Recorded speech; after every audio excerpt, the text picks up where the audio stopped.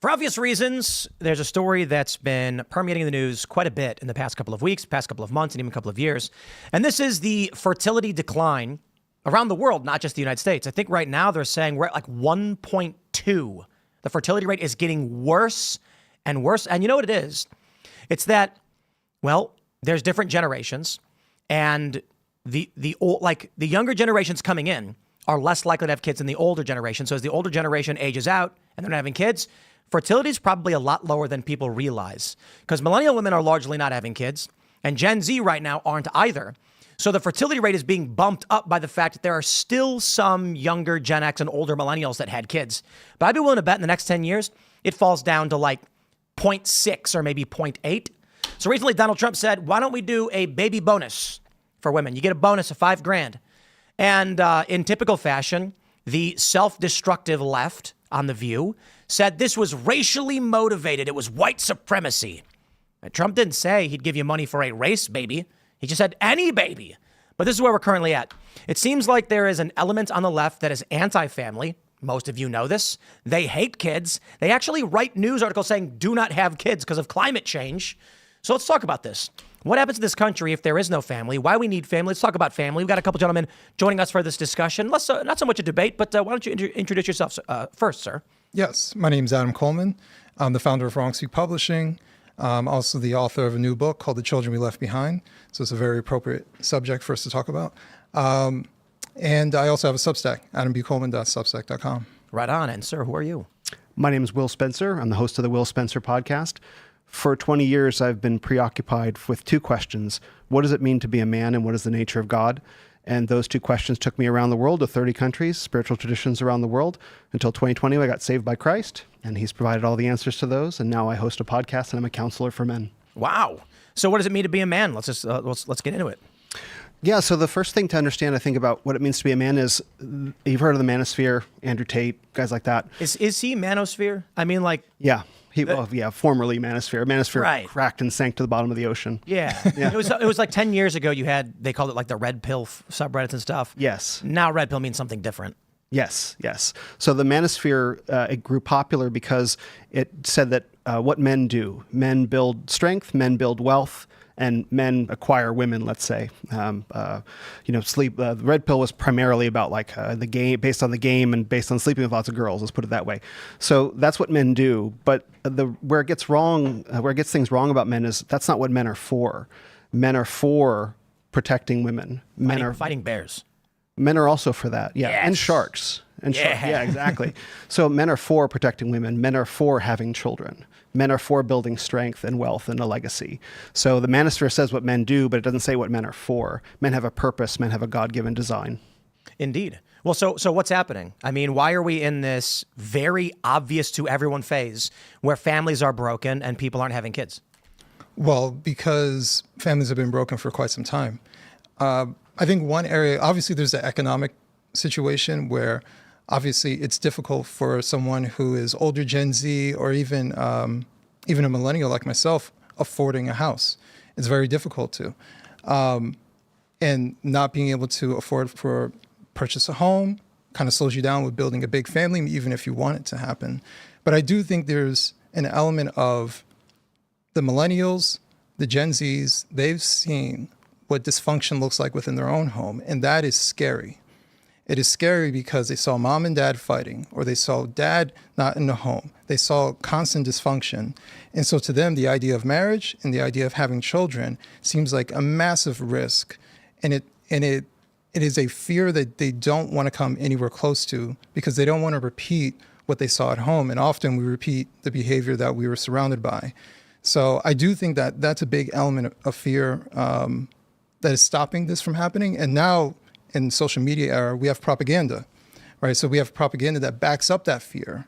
Don't do it, and here's why. And obviously we can point at like divorce rates, right? But these are all things to affirm the fear that people already have. Someone like myself who wanted to get married, those divorce rate stats, you made me aware, but that's not going to stop me because this is something that I wanted to pursue.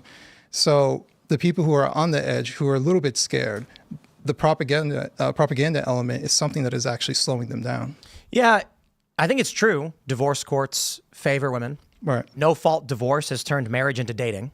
Right. People no longer view their oath as an oath. You go before a priest or a judge or however you've done it, and you're swearing an oath. Now it's just kind of viewed like we're going steady now, and then at any point you could be like, you know what, I'm not feeling it. Let's leave. And so I think no-fault divorce has been a disaster. I think issues like that have terrified young men. You do mention the propaganda, but a lot of these young men are just like, there's too many stories where a dude works his whole life, buys a house, builds a family, and then he's 43 and his wife says, I'm leaving you, takes the kids and kicks him out. And now he's bachelor, dishonored, shamed, with no access to his kids. And so there's a lot of young guys being like, man, better to be single and traveling around and doing whatever you want than find yourself in that circumstance. I'm curious what do you think about this? Well, I think anything good in life takes risk, right? And that includes relationships. But I also think that a lot of young men, especially someone like myself, where I grew up without my father, I didn't know how to pick a woman. I didn't have a father or even like a household relationship to mimic. It's very easy to end up with women. Yes, they'll sleep with you. Yes, they'll make babies with you, and they'll live in the house that you provide for them. But are they women of character? Do they actually want the things that you want? Or are you just marrying the first woman who slept with you for a long time? And often I've listened to, obviously there are legitimate stories. These guys are great guys and the woman's doing X, Y, and Z. Anytime I make a mistake, I try to look at, all right, but what's my part? Where is the red flag? Because in all these situations, there's some sort of red flag. And if I find out that in your story, well, she used to be a stripper. And it's like, well, that's very high risk, right? You can't, like, don't be mad that this is the outcome that you got. Like there's usually something that they overlooked because they didn't know, not that these men are bad. They didn't know what to look for in a quality woman. And in many ways, for some women, they don't know what to look for in a quality man, right? So there's a demonstration of what a healthy relationship looks like that they're lacking because they didn't see it at home. And honestly, for a lot of these guys who are really fixated on manosphere red pill type of content, the good content that comes from the manosphere red pill is actually stuff that your father would have told you. The true stuff. Yeah, the true stuff. Like what? Well, for one, confidence is incredibly important, right? Not to chase women, although some of these guys tell you to chase women or at least to buy women.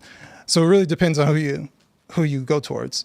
But the good stuff is build up yourself and the women will follow. Show yourself to be a man of character and the women will follow. When you chase women, then you end up with the wrong woman. You know what I find fascinating is that Western civilization, which many of these guys purport to love, not all of them, but a lot of guys in the United States view the West as inherently superior. It's completely built upon monogamy and a family-based moral tradition. I don't understand how you simultaneously have some of these red pill guys that are saying bang as many women as possible and don't get married, while also trying to argue that we should be upholding and defending the values of the West. Right. Because they're existing in a post-sexual revolution context. That's the world that they live in. They're still conceiving of relationships based on how things began in the 1960s, which is that sexual expression is the most important thing you can do with your freedom. And so the advice that I also hope fathers would give is don't have sex before marriage, because as soon as you start sleeping together, all the hormones get activated, the blinders go on, you fall in love, and you completely lose sight of who the person is. This is a person you're going to make a binding lifelong commitment to.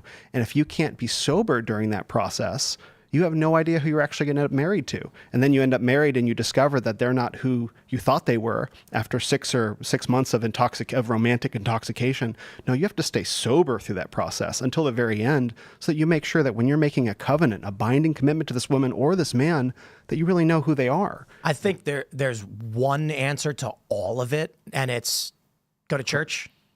Yes, Christ, yeah. And again, I always stress this because I'm not a Christian, but it's a function of logic. If you are so there's a couple components here. Birth control, very, very, very prevalent, and it affects how women think and how they smell you. That's right. So they've done this research that when a woman gets off birth control, the man smells different to her, and she may not like it. So if you're a guy and you're living in New York, Chicago, LA, Boston, some big city, and you're 20 years old and you meet a woman for the first time at 20, likely she will be on birth control. And I'm not saying she shouldn't be or there's anything wrong with that. I'm saying you both should understand what's going to happen if she comes off of that. If you're going to start a long-term relationship, you should probably stop taking birth control so that you can understand whether or not there's actual compatibility. But the bigger issue, I think, with this is that relationships throughout the past several thousand years, probably longer, but you grew up in the same way as your spouse. That's right. Now I think one of the big problems is you're going to be from New York, you're going to go to school in Boston, you are 20 years old, meaning you're an adult already, and you meet a woman and your lives are completely different. Right. You're from an inland area where you grew up in the woods and the mountains. She's from the coast where she went boating. You have very little in common, but college. Now you're at college, you have similar professors, and so your lives, just for this moment, are near each other. And you're having conversations, and you're talking about, oh man, school yesterday, the class yesterday, and the professor, he was so dumb. And then there's a concert, we're gonna go do that. And your similar interests find this point of inflection. And then when you leave college, let's say you stay together, you decide to get married, all of a sudden now you're the person who wants to go for a hike, she wants to go for a boat ride. You have completely different expectations and worldviews. Yeah. So I think one of the challenges we're facing with family today is that you go back 100 years, you both grew up in an agrarian culture, you both grew up working on farms, you both expected your spouse to be like your parents or your neighbors. Mm-hmm. And so your wife is like, I want to tend to the kids and cook dinner and make food and take care of some animals while you go hunt, and then maybe you're a blacksmith or something. And the guy says, that's perfect. This is the greatest thing I've ever heard of. You get married and you have the exact same expectations, moral values, commitments, and views on oaths. Mm-hmm. I don't know how you repair that. I mean, you go local ultimately, and there's an important element to what you said, that your parents in that scenario, in that small town scenario, they know each other. So her parents have seen you grow up since you were a little kid. Your parents have seen her grow up. And so it's not just two individuals choosing to come together. It's actually two families that are merging each other. And that creates such a stronger structure around the married couple that we just don't have. And to continue from the example that you provided, this couple comes together in college, they get married, and then they're still on their own in the city. And so if they want to try and build a traditional life in the city, they have people living sort of a more modern lifestyle. So the pressures away from the traditional life are enormous in the cities. And so they're essentially on their own. How can human beings in the span of a couple of decades completely destroy their way of life? Honest question. Yeah. But this is... Well, it took longer than a couple decades. Maybe 100 years. You could probably go back to the 1800s and some of the liberal values. They flowered in the 1960s, but the process was underway long before then, particularly in the 1950s. Like the Kinsey Report was a huge deal that we don't hear about today. Right. What I mean is, even if you go back to the 1800s, people were still largely agrarian. We were coming to the point of industrialization. And it is true. This is where things started to change. Technology started to come into place. Industry started to grow. But that's so. Either way, within the span of a handful of generations, mm-hmm. the way of life for humans, wherever you were from, was largely similar. The life you lived was the same life your grandfather or grandmother lived. Now you're in a city by yourself. Your parents are thousands of miles away or wherever. You met a person for the first time. Within a few months, you're like, hey, this is going pretty good. Maybe we should get married. But you don't actually know each other. Mm-hmm. You've not experienced life together. This is... within the span of a very short amount of time relative to human civilization, and a complete inversion. I don't think it's possible for humans to make that work. Well, and just to kind of rephrase what you were saying before, the scenario that you gave, the problem is that we're dating strangers. Like, we don't know anybody. And what you were talking about as far as families coming together, they already know each other. That's called social proofing, right? So we increase the likeliness that relationships are going to work out because we know someone who knows the person that we're trying to date. We have some sort of social proofing as far as safety, as far as interest. The list goes on. All these different qualities that go beyond, are they attractive? Do they seem nice? Right? Because anybody can seem nice the first time you meet them. That's right. So we're missing that element. We're also having a world that is actually, it's a big world, but it's small now because I could say, you know what, I'm dating a woman that's in Germany, and I can get on a plane and pretend like I'm dating her. And when I'm not there, we can chat and we can FaceTime. We can do all that stuff. The world seems a lot smaller. We don't work in our towns anymore. We have to, I live in New Jersey. Most of the people I know work 20 minutes, and that's close, or longer. 45 minutes is not abnormal. So we're away from our communities. We have less community. I live in a building with a bunch of people. I don't know their names. That's You know? crazy. So it's just, I know their faces. I don't know their names. We say hi and bye. That's about it. So our society's become more technologically advanced, but we're more distant in communication and actual human relationships. That's right. I assume both of you are married? I'm married. I just got engaged a week ago. Oh, congratulations. Thank you. I'm curious if your significant others are from the same place as you or from somewhere far away from you. So my wife, I've mostly lived in New Jersey. So my wife is from Brooklyn. That's Relatively. North Jersey? Yeah. Okay, it's basically the same thing. Yeah, it's close enough. But once again, social proofing. I knew her brother, and that's how we started talking as far as friends go. But she felt comfortable talking to me because her brother knows me. She can go to her brother. Is he a good guy? That kind of thing. So she felt comfortable, and our friendship turned into a relationship. The reason I ask is because, as I was saying about growing up together, I hear from a lot of guys. They'll be like, "It's so hard to date," and I think the reality is, it's not as difficult if you are hanging out with, if you have friends who are from similar areas. Not to say that it's impossible. Like, obviously, there's tons of successful marriages from people who met in college. Nothing's impossible. It's just easier. Right. And I think one of the biggest challenges for young men is that they're isolated on the internet. Mm-hmm. They're not going outside. Yep. There's nothing to do outside.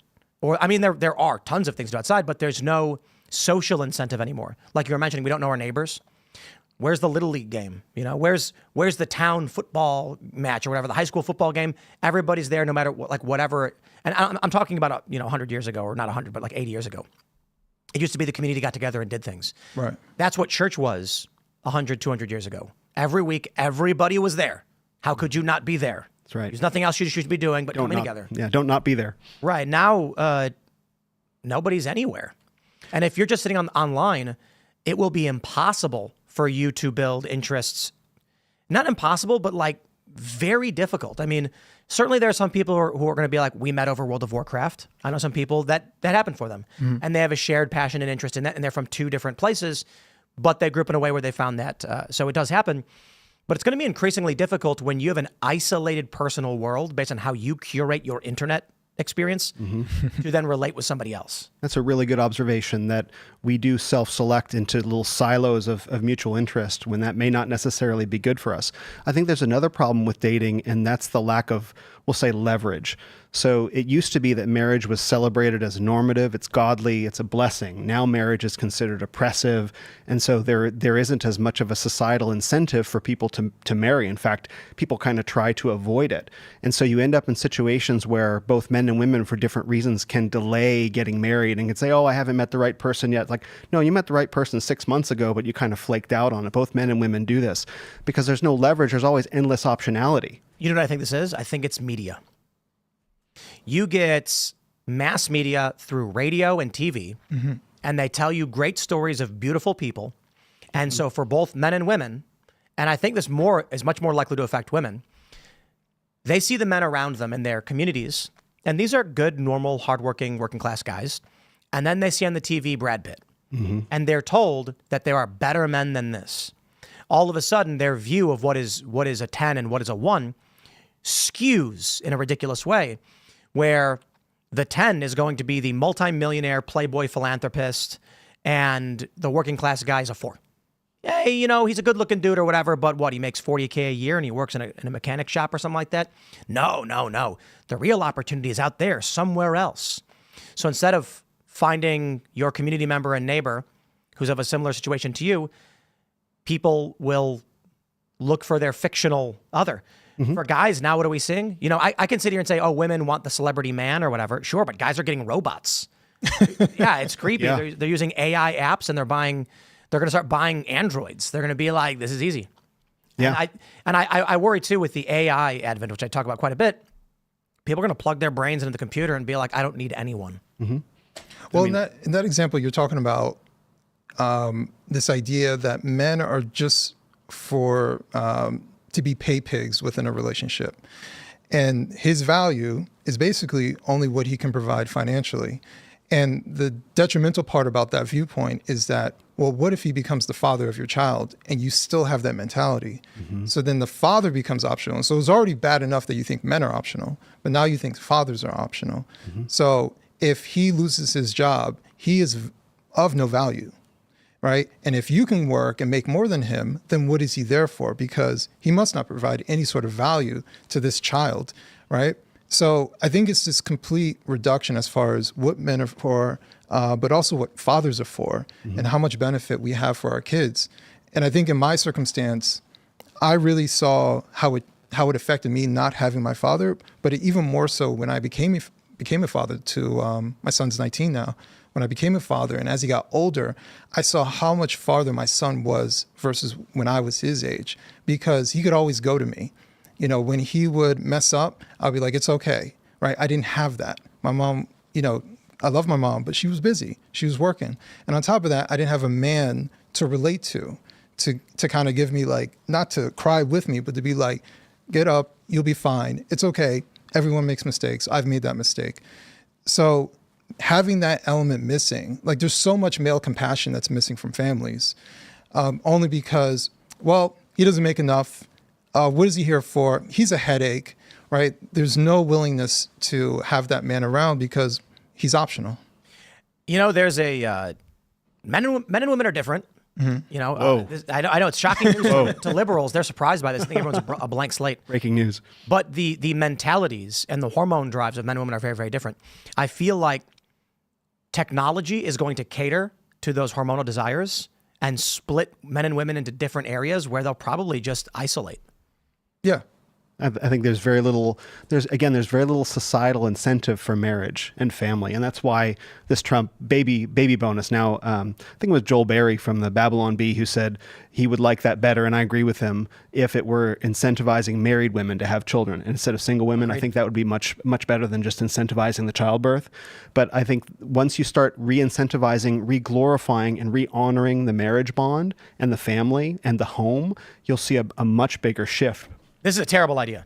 The Trump admin baby bonus is a terrible idea.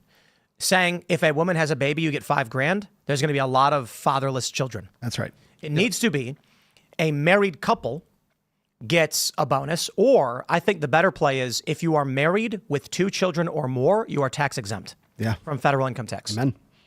States can do what states want, and the feds can do what they want. But Trump, he could push for that, and I think that's the right thing. So basically, replacement level fertility. Tax exempt, put more money in your pocket, live more comfortably, and that's a good incentive. I think I think it may have been Mike Cernovich. I'm not entirely sure. No, I'm sorry. It was Matt Walsh. He said increase taxes on single individuals to make up for the lost revenue from married individuals. And there is a mathematical issue, and that is what if everyone just then gets married to avoid that? Yeah. But you've accomplished something tremendous if each of them has 2 kids. You've solved fertility, and the government's taxing less. So it's just like a win-win-win, isn't it? It is. Guys, let's go. I would like to see people incentivized to have children for more than economic reasons, though. Right. I would like to see children as a blessing from the Lord. I would like them to see fruitfulness and family as things to be celebrated for what they are. This is a good short-term measure, but unless we reevaluate what family is and the meaning of home, I don't think it'll ultimately have the long-term effects we want it to. I do think in the long run, this will be a self-correcting problem. Yes.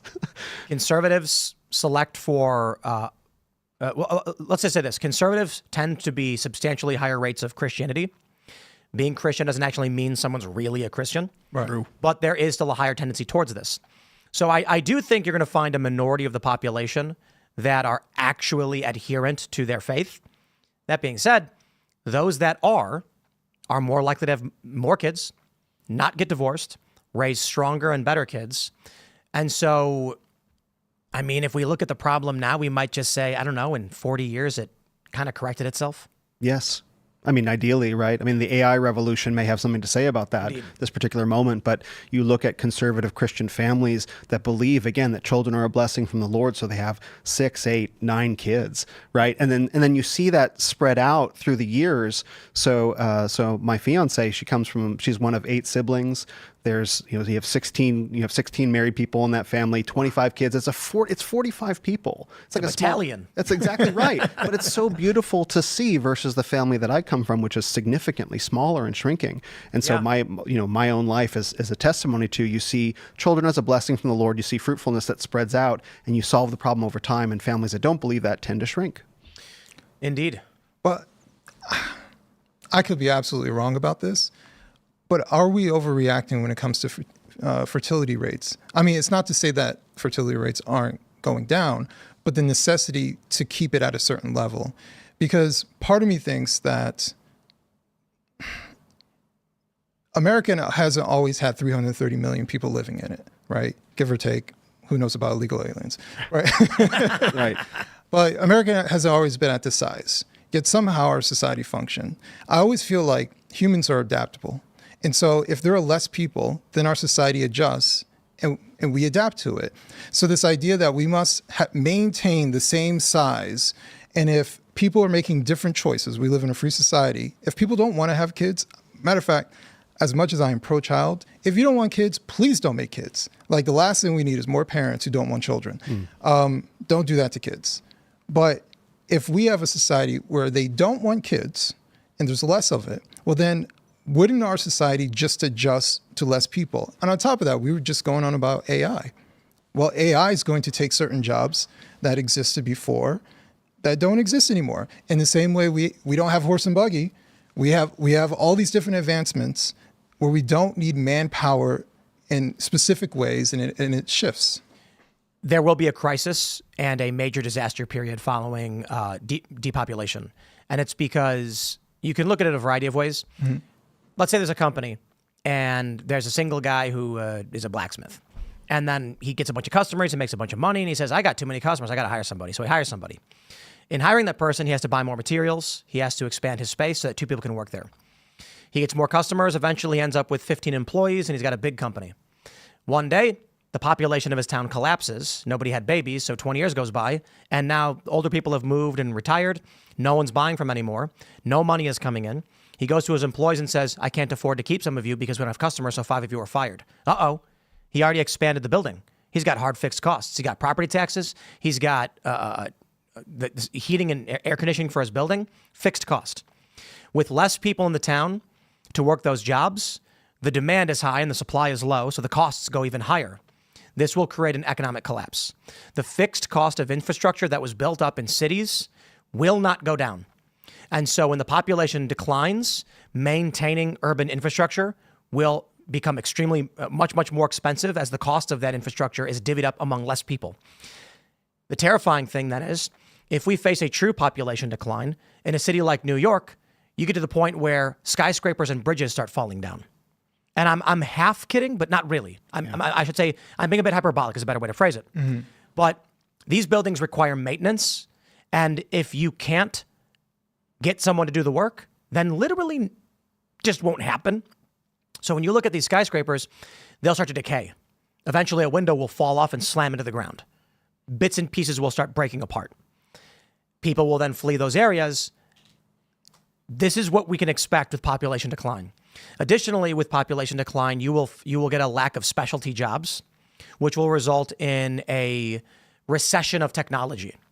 It'll be much more difficult to get a computer.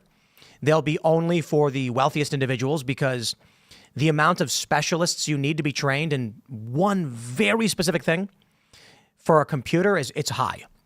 And the more people you have and the more specialties you can develop, the more technology you can make. That's why Elon Musk is so freaked out about the declining fertility rate. Right. So if we were to see a massive decline in fertility, like we're looking at, I think 1.2 right now. So what's the projection? In 50, 100 years, our population's cut in half.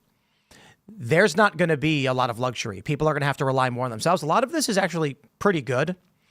But the people who are in favor of depopulation say, we retain the knowledge of technological advancement, but get rid of the excess, the lazy, the bottom feeders, and only the strongest survive. And it's a natural ebb and flow that people believe that. Terrible. Yep. The argument is, whether you want it to be true or not, liberals are doing drugs. They're not having children. They're doing meaningless tedium work, and they're happy to do it. Chelsea Handler famously was like, I wake up at 6 a.m., do drugs and masturbate. Who cares? What does she contribute? Is she making food? No. It's just excess.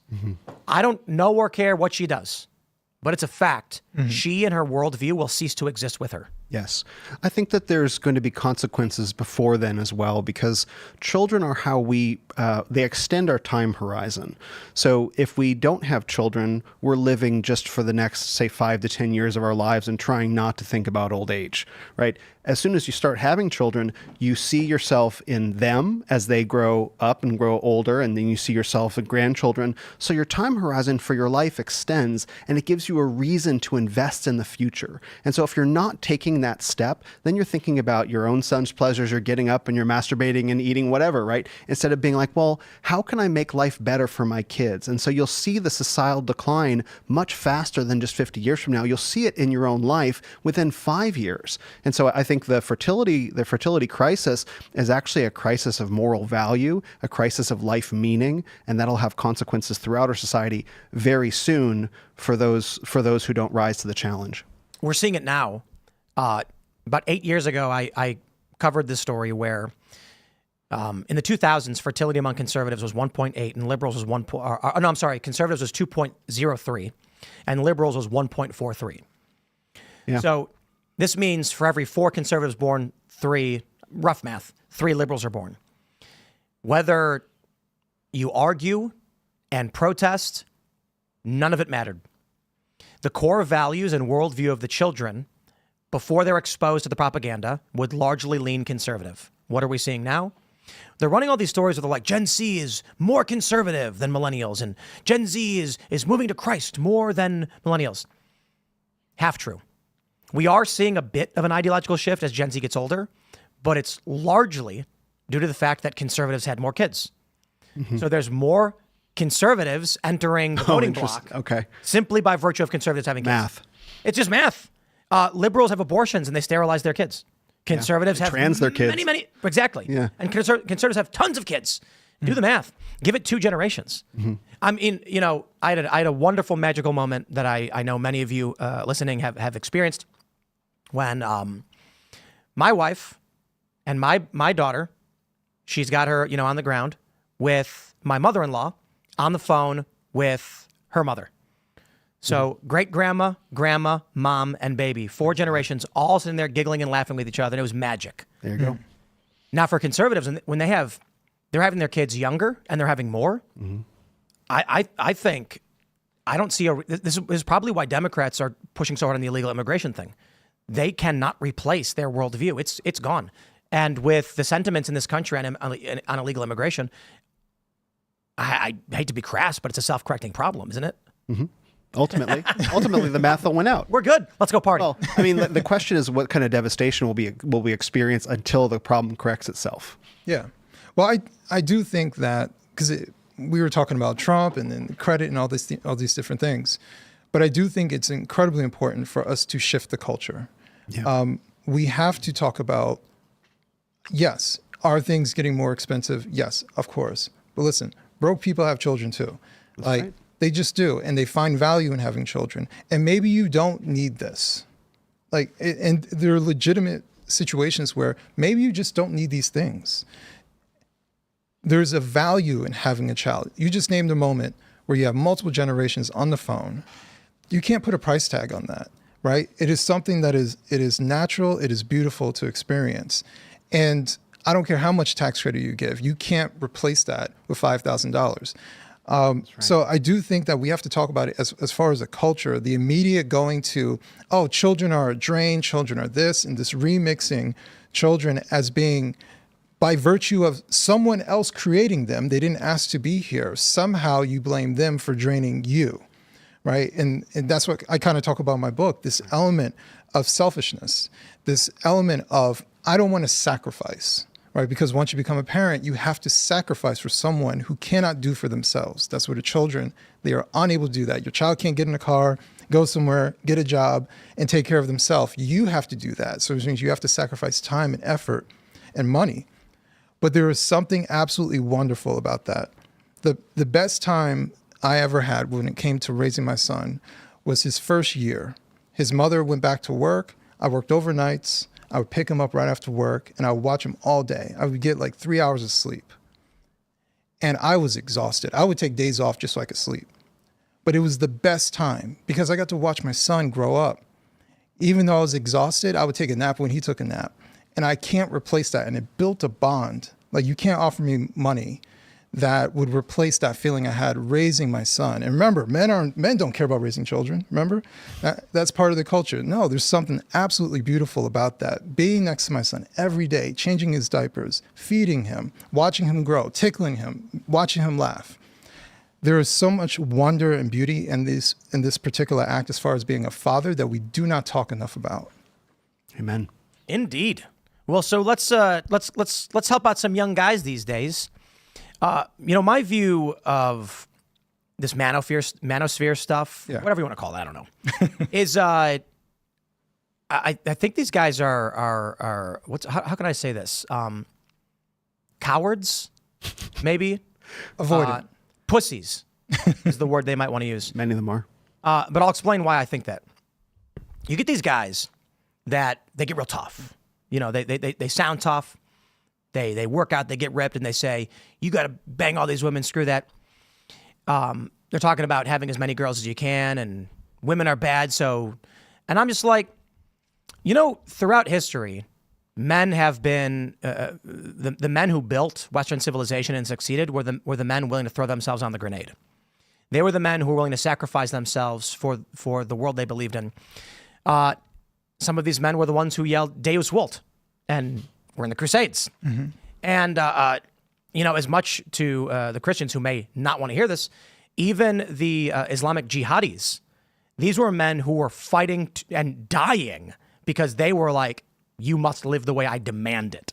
There was a demand.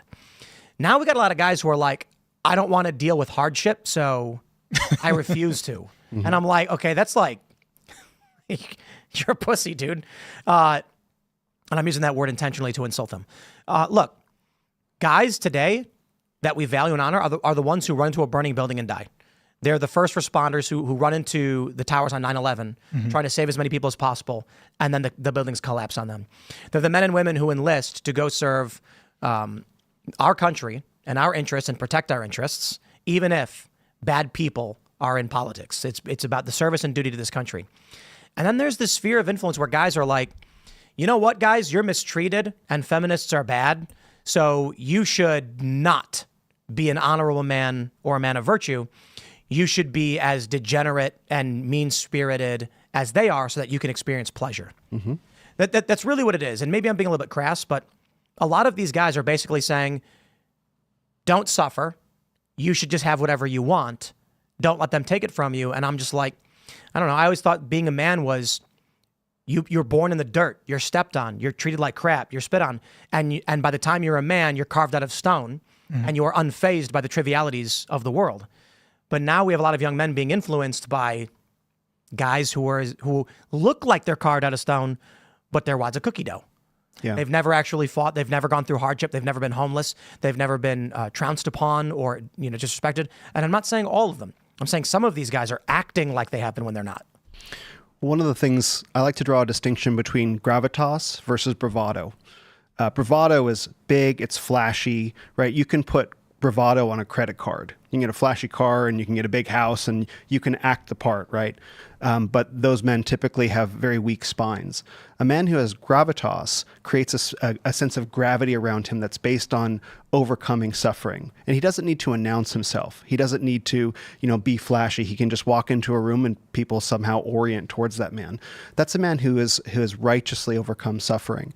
And one of the things I wanted to say about the first responders is men are naturally drawn to seek glory. And of course, being a first responder, being a soldier, rushing into the buildings on 9/11, things like that are naturally very glorious. But we've lost a sense of the glory of righteous fatherhood. we don't honor fathers in the way that we once did in our society. And there can be something equally glorious about a father having kids, having, say, 8 kids, whatever, when he starts at age 20 and faithfully works a blue-collar job to support his family so his kids grow up and have even more kids than he did. And being that man who plants himself like a tree and supports the growth of all of that, that is as glorious as running into a building on 9/11, not to take anything away from that. But we've lost the sense of honoring that. And so if we can bring back the sense of glory and fatherhood, God-glorifying fatherhood, I think a lot of this stuff will get fixed. How do we teach young men to be men? Their fathers. Well, I get it, but what are we seeing now? We're seeing a large amount of young men are entering their 30s as virgins, and that's not to say that they should be going out and banging women. It should be that it's saying that they should be married and having children by that age, and not to give any special privileges to myself. I wasn't married, and I only had a kid recently. I'm 39. But I think it's fair to say that our society has driven a lot of young men into a wayward area. And in my experience, I would say don't do the things that I did. Find someone you love and care about as soon as you can and have those kids. But a lot of young men are playing video games all day. They're not going outside. They're not engaging in sports. They're eating terrible food. In Japan, they have a group of young men they call hikikomori. You've heard of this? Yep. They lock themselves in their bedrooms and play video games all day and do nothing. And we've got that problem too. Yeah. So if their fathers aren't teaching them, what do we do as a society? Or is the answer really just a bit cynical? We wait, and conservatives who do teach their kids will just out-reproduce them? It's a sad prospect. Well, I think it's twofold. I say kind of quick fathers, but we need strong and willing fathers, right? I think we have a lot of avoidant men that exist. We also have a lot of weak men who let the mothers take over the role of the father as well, even if they're in the household. So they cave in. They allow the child to do the thing that they want to do, right? Because, well, it's a lot easier to just make my child my friend and just give them the thing that they want, but it's not the thing that they need. They need to get up and get off the couch and go get a job. They need to learn these things. They need to have responsibility. They need to learn to sacrifice. So I do think that the fathers, it's not just enough for them to be there. It's not just enough for them to go to work. They have to be actively involved in their child's life. And I would venture to say that that young man that went from the age of 17 into the mid-20s, stuck at home playing video games, is a young man who is depressed, right? Yep. I play video games. We all play video games. That's fine. But there's a balance in life, right? You play video games outside of the responsibilities and the duties that you have as a young man, right? It's to supplement. It's to take, some sort of distraction. I view video games as, I'll put it this way. If I could skateboard every single day for 8 hours, I would, but your body breaks down. You have to rest. You can't, right, so you need days off. Well, then on a day that I can't, because it's a rest day, what do I do to rest and then put my mind in a different space? Video games are for when you have no choice but to slow down and rest, otherwise you're going to burn yourself out. Not something you should be doing 24/7, where instead you burn yourself out on video games. Correct. To be fair, though, I have respect for pro gamers who create an entertaining job for people and work really hard at their craft and take care of themselves. That's totally fine. But for the people who are doing... The issue I find with video games as opposed to any other sport is that if you're doing a sport as a hobby and not a career, you're in shape. You're going to be healthy. You're going to live longer. You're going to be sharper. But if you're doing video games all day and nothing else, your mind might, your dexterity might be pretty good, and your mind might be quicker in some respects. But without the physical activity, you're going to be weak, out of shape, and it's going to be hard for you, and you will get depressed. As we know, one of the easiest ways to cure your average depression, not like serious, defective depression, is just exercise. Right. You go for a run, you get a dopamine release, and you feel really good. And they say for people who are depressed, you need to start exercising. And I think for a lot of guys, that's probably it. It's a good start. Yeah. So I think the trick here is, how do we properly motivate men? Now, I'm like you. I came to a lot of this stuff later in my life, and I don't want to come off like, Will is the authority about all this stuff. My authority is God's word. and God says to be fruitful and multiply, fill the earth and subdue it. Do we believe that that is good and just and righteous and beautiful and glorious? Do we believe that? Because if we really believe that as both men and women, then we will obey that and we will discover the blessings of that. If we want to say, I don't know, I don't think that that's so good, then you're not going to find the right way to motivate people. You can incentivize people with social shaming. You can incentivize them with $5,000. You can put them on the cover of a magazine. But ultimately, unless you believe in your core that being a father, being a mother, having a family is glorifying in the grandest way, I don't think you're going to have the strength to get through it, especially not today, because our entire world is set up for single people and incentivizes single people. It's an uphill battle. You will be swimming upstream if you want to be a righteous and a godly husband and a father. And so what will sustain you through those challenges? You have to do it for some reason bigger than yourself. And doing it for Western civilization, I don't think even that's big enough. It's hard when it's hard to get a single individual to change their life for a society that's broken. Yes and no. Yes and no. Because when you can show them a picture of something that's so much more beautiful than anything they could have imagined, and you inspire them with a vision, that can get them to change. That's true. I suppose it's optimist versus pessimist. Yes, but I think it's even deeper than that. I think there's a longing that's built into every human heart to want that. And I think it's been buried, and I think it's been suppressed, and I think it's been shamed, and I think you have institutes like The View that are doing that. But ultimately, I think it's part of us as a being. And if you can awaken that in somebody, I think you can find them change very, very quickly. I hear a lot of excuses from people throughout my life. There's always an excuse. And my only thought to people is that if you will make an excuse for your failure, you will not succeed. Correct. If, the journey of 1,000 miles begins with a single step. And I hear over and over again, people make excuses for why they're not able to do something. And one of the most annoying to me is, if I only had the money, then I'd be able to do it. Right. And that is one of the most common things. Yeah. And I'm pretty sure Jeff Bezos didn't have the money and was nearly bankrupt several times with Amazon. What he had was some kind of, I don't know, man, he's got a little gremlin inside him screaming work. So, his story is he got an idea. I think he borrowed money to start doing online book sales. And then it was doing really well, but his margins were thin, and he was struggling to afford his life. So he tried opening up to other products outside of books, and this brought them to the brink of bankruptcy. So they introduced, they got investment along the way. They were struggling to grow, and they were at the brink of bankruptcy. And I could be wrong about this. I was reading it, just a cursory thing. They introduced third-party marketplace on Amazon, meaning someone else's store could just sell through them. And then all of a sudden, all of a sudden they were profitable. And now they have distribution centers everywhere, and Amazon owns standard consumer sales. Right. And now Bezos is like the third richest person in the world. Mm-hmm. He's not somebody who was just rich and just had the money. And what I find is, if you go to someone who says, man, if I had the money, I would do it. You give them the money, they're not going to do it. That's right. It's the people who do it. And so that's the frustrating thing. You try to explain to people how to succeed, and they say, easy for you to say, you're successful. And I'm like, well, yeah, I'm telling you how to get there, but they don't believe it. That's right. Yeah. I mean, even if they had the money, you're absolutely correct, because it's what's between their ears. There are people who've won the lottery, tens and hundreds of millions of dollars, and they're broke 5 years later. They had the money. So what happened? Well, it's because they don't have it in between their ears. One, they didn't earn the money, right? It was by chance. So they don't value it. They don't know how to hold on to it. And the list goes on. So there's an element of hard work. There's an element of persevering and actually failure that is necessary. And most of the successful people that I know have failed at something or multiple things, and they've learned from those failures and not wallowed in it. This is what these people don't get about Donald Trump. Mm-hmm. That's right. And it's because they're either emotionally blocked from understanding this. They say, I can't remember which prominent liberal said it recently, that Trump has bankrupted all of his businesses, they said.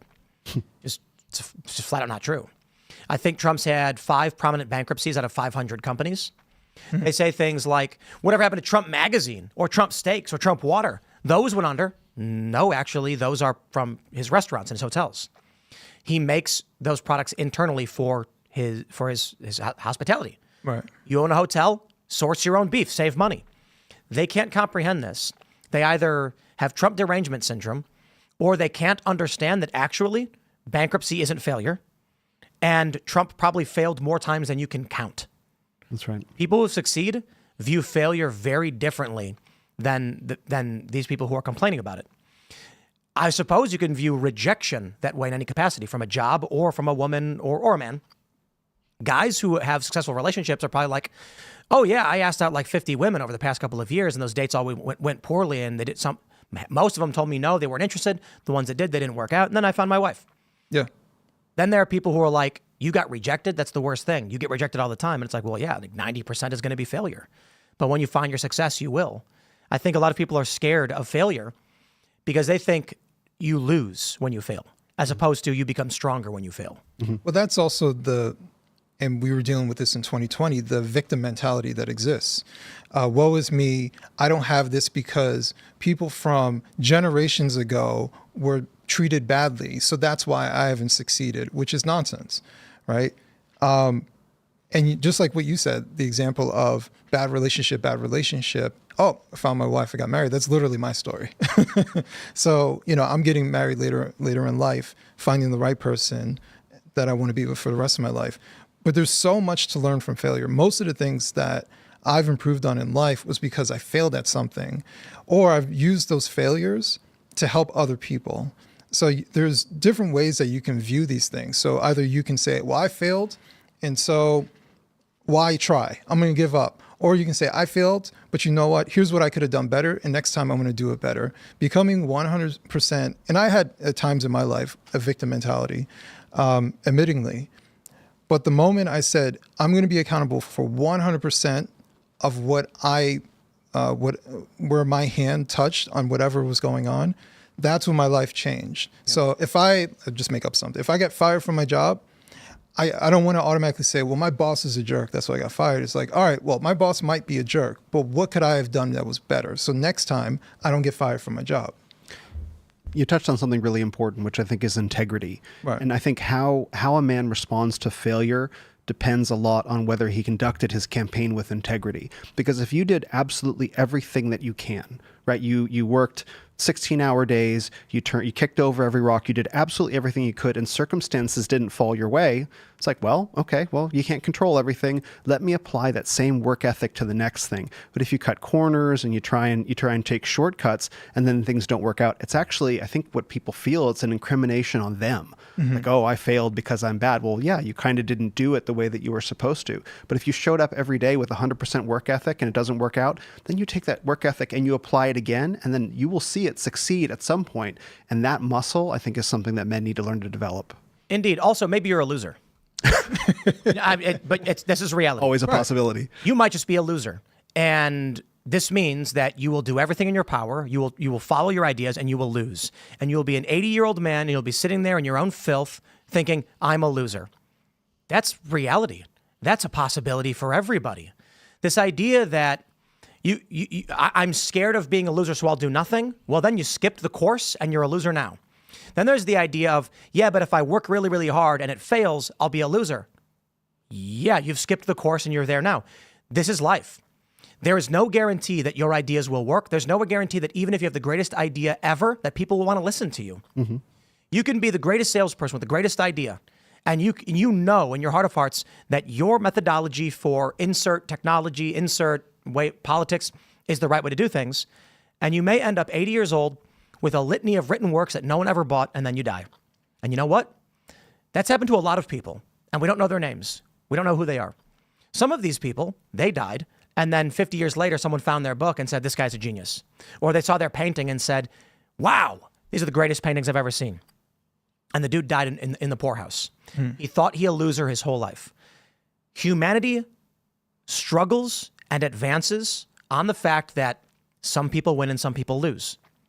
There are iterations of everything being attempted at all times that we can fathom. And only a small handful succeed and find the path forward. Everybody is trying to seek that path through the forest to the other side. And you know what? A lot of people don't. A better way to explain it historically, when the colonists from Europe were coming to the New World in the earliest of days, the Pilgrims, they knew that what I believe 30% on that ship would die. And they were told, we're going to go on this boat. We got enough food to make it there. We get caught by a storm and we lose time. 30% third of everyone here will die. You'll be dead. So we're counting on some of you dying. Like, we don't want it to happen. In fact, in some circumstances, they actually stored food knowing that within 3 months, there would be dead people. So they didn't actually need enough food for everybody on the ship because nothing could be done about that. Right. They'd say it is a fact that 10 people are going to die. We don't know which 10. So we don't actually need food for 30 people. We need food for 25. They still got on that boat. Mm-hmm. And then they died. And there were people who were in this country when the country was being formed. And they said, we're going to head west. We're going to find land. And they were told, yep, half of you are going to die. And they went, okay, let's roll, baby. It's kind of crazy that that's how humans used to be. Not everybody. Some people stayed back in Europe and they said, it's crowded, it's cramped, the government's brutal, we suffer, but it's safe. That's a choice you can take if you want to take it. Then there are the great adventurers, and they try. And you know what? We don't know. We never talk about the names of the people who tried to settle the New World who didn't. Because they died. They never made it. Yep. Or they got here and starved to death. It's remarkable to me to think that there were men and women and children who decided to get on a ship and head somewhere they'd never seen on a 3-month journey across the Atlantic to land on a barren shore with no farms, no trees, and no shelter, knowing half of them were going to die. And they had to get there. They had to get there in time for harvest to get food. Otherwise, they'd have no food for the winter. And the natives did not want them there. Yeah. And this is actually why we have Thanksgiving, because some of them were saved. So that's the mentality I see. This is a country, and it's not just this country. That's just one history. But all over the world, there are stories of this. Right. So for these young people, men and women, I think the important lesson is you might be the person on the Mayflower who died. There's nothing wrong with that. I mean, we don't want you to die. We don't want that to be the case, but it is a reality of the world that if 100 people all set out on an adventure to try and solve some great problem, only a small handful are going to succeed. Which one will you be? Maybe by no fault of your own. Let's say we're trying to chart a course, an effective path from Tennessee to Oregon. And 100 people go out on a journey. And there's one guy who's the bravest, he's the smartest, he's fit, he's wealthy. And everybody says he's going to make it. And then he decides to go on one river, which turns into a rapid. And through no fault of his own, lightning strikes a tree, it falls down and crushes him. Yep. Never could have planned for that. That's right. And no one knows his name. It's not that he's a loser. It's that not everyone can succeed. I think the question then is, we don't have to have Mayflower journeys anymore. In fact, what you see is a lot of these billionaires, like James Cameron goes to the bottom of the ocean, Jeff Bezos is going into space. All these billionaires are trying to, Elon Musk wants to go to Mars, right? So they're trying to recreate these kind of Mayflower-esque journeys. You know, maybe they're fool's errands, who knows? But what's the Mayflower-esque journey that a man can go on today?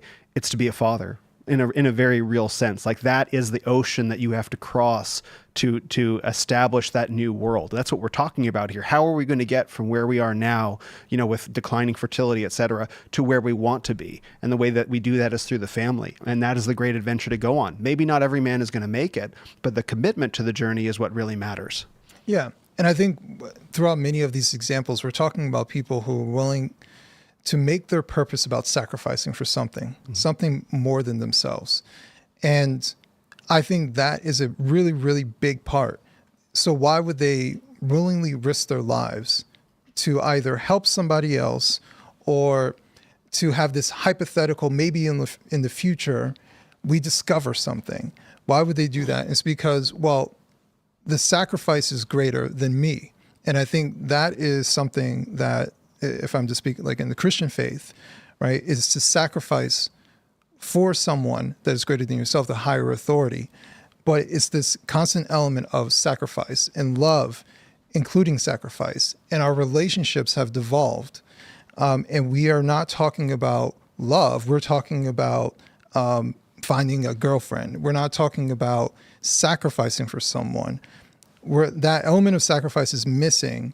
And when it's missing, when you get into that relationship, it's also going to be missing when you try to raise that child.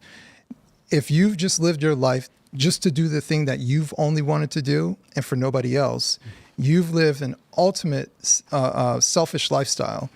You don't have the muscle of sacrificing for anything.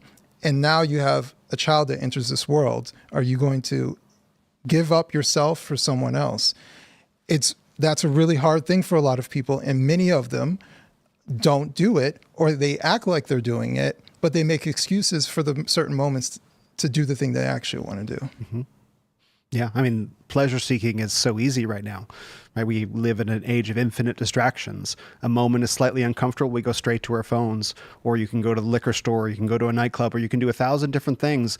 The notion of pouring ourselves into something larger than us that is a lifelong commitment is, a lot of people are scared. We have people who have jobs for 2 years and they change to a new place, they move to a new town. Everything is set up for impermanence, but a child is permanent, right? And so that people are scared of that. We've been talking about this quite a bit as well, but technology, I've been talking about AI quite a bit. I don't think people truly understand how devastating AI is going to be very rapidly, but technology in general is reshaping everything. So as we mentioned with video games, what we're seeing is technology is chasing after self-gratification. And so for a lot of young people, they are being offered up the means to trigger the dopamine release in their brain in absurd ways. Video games obviously is a big one, but also porn and other distractions. You have an endless stream of entertaining content that pulls you away from the real world and tells you to sit at home, stay on your couch, and binge. Used to be, well, we had 3 channels, and there were a handful of shows, and they came out with an episode once a week. So there's no binging. It was, if you liked a show, you watched it, and if you didn't, you didn't. So you'd come home from work and you watch TV with the family, maybe. Even then, it was getting a little bad. Now, I mean, how many streaming services are there? You got Apple, you got Prime, you've got Paramount, Disney, you've got Max. What else? What am I missing? I'm missing a bunch. Hulu. Oh, yeah, Hulu. Disney Plus. Yeah, I mentioned Disney, yeah. so Hulu. And did I say Netflix? Probably. Probably. Yeah. There's too many shows. You know, I mean, and now with the AI revolution coming, you will be able to just AI generate new shows. It will be an endless stream of hypnotizing, draining content that pulls you away from the real world. Yep. Once again, I guess I can just say self-correcting problem. It is most likely that Christian conservatives, due to internal moral faith-based reasons, will avoid these things. And your average urban liberal or even a moderate conservative will walk right into it. And then what? After a certain period of time, they just don't exist anymore. The product becomes an untenable product because conservatives don't want it. Well, the part about all of this that worries me is the isolation. You know, solitary confinement is often described as torture, right? But now we're trying to entertain people while they're torturing themselves. You know, human connection, we are relational creatures, and avoiding relationships, in-person relationships, is ultimately slowly torturing ourselves. We are not getting better, we are getting worse, but we have the facade of connection through Twitter, through Facebook, through all of these different means, through technology. It is a simulation of human nature, but it is not the real thing. It's going towards like aspartame instead of real sugar, you know? Yeah. Ladies and gentlemen, just real quick, this has been the noon hour for the Rumble Morning lineup, and we're going to be sending you guys to go check out Jeremy Hambley at the Quartering, who's live now. However, we will still be live for another hour.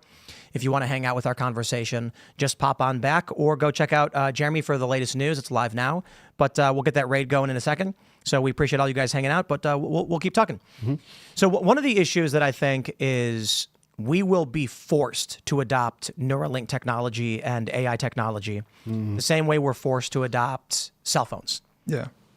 A company will start using the service because it's easier, and then you will resist buying it. We talked about this last night with Neuralink, for instance. AI is going to allow us to rapidly advance technologies, map out new inventions, and we'll come to the point where you will put on the Neuralink headset, connect to your brain, and then it will input into your brain the sensation of being in an office, and you will instantly experience like a virtual reality that's indistinguishable. But now we can all sit here and say, I don't want it. I prefer the real world. But what happens then when your company gets a call? You know, you get a sales rep who says, hey, there's a company that wants to, buy, a large amount of product from your company. They're wondering if they can hop on a Neuralink with you. And you go, I don't have Neuralink, and I don't do that. So that's the only way they do calls. They want to meet you face to face in the neural space. And you go, well, I don't do that. And they say, okay, deal's off. Okay. Then some young guy goes, I'll take a deal. I got a new company. I just started it, and we'll take a Neuralink with anybody. Puts the headset on, goes to them, $100,000 contract. Your company loses it, their company gets it. So you may still resist, but then your company goes out of business and is easily replaced by the company that then goes to your employees and says, guys, the job in the manufacturing space still exists, but you've got to use Neuralink if you want to work here.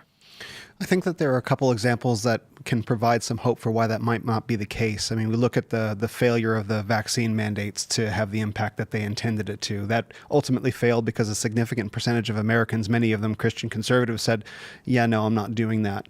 And I think that we're also talking about Christian conservative families being more prolific in their children than more liberals. And so I think as a mathematical question, we could say like they are likely to say like, no, we have a theology of the body that says I'm not going to place anything inside my body that's controlled by someone else's technology. They can iterate on the language of that, but they'll say like, no, I'm not going to do that. And I think ultimately people will find, and we see this kind of today, and I don't mean to sound Pollyanna-ish about it. I don't think it's going to be an easy fight by any stretch, but I think people will ultimately rebel against the pragmatism that says if I need to put a device inside my brain that's sending signals into my... Doesn't need to go in your brain. Or like on my head. I mean, ultimately that's the push, right? The push is like where we're going to go from phones to wristbound devices to something, a chip in the wrist. And yeah, they're going to slowly I don't work think they'll on this. ever do surgery, but a headset. Maybe. I mean, I think the real question is, do you know, the question about Neuralink is not what's coming out of my mind, the question is what's being put into it and coming from where, right? So the question is not like I'm having information, like some 3D or 4D, whatever vision implanted in my mind. What else is going in on the brain waves, right? Right, that you don't know about. That you don't know about. And that's the real worry. And I think people... That's true for cell phones right now, though. I mean, it's not something that's like physically connected. I can put my phone in my bag, right, and I can still have a conversation with someone in person. But the idea with future Neuralink that it will be a wireless device, right? So but are you wearing it all the time? Because I've only seen the chip implanted in the brain, and that's that's hard no to that. That's not going to happen. Okay.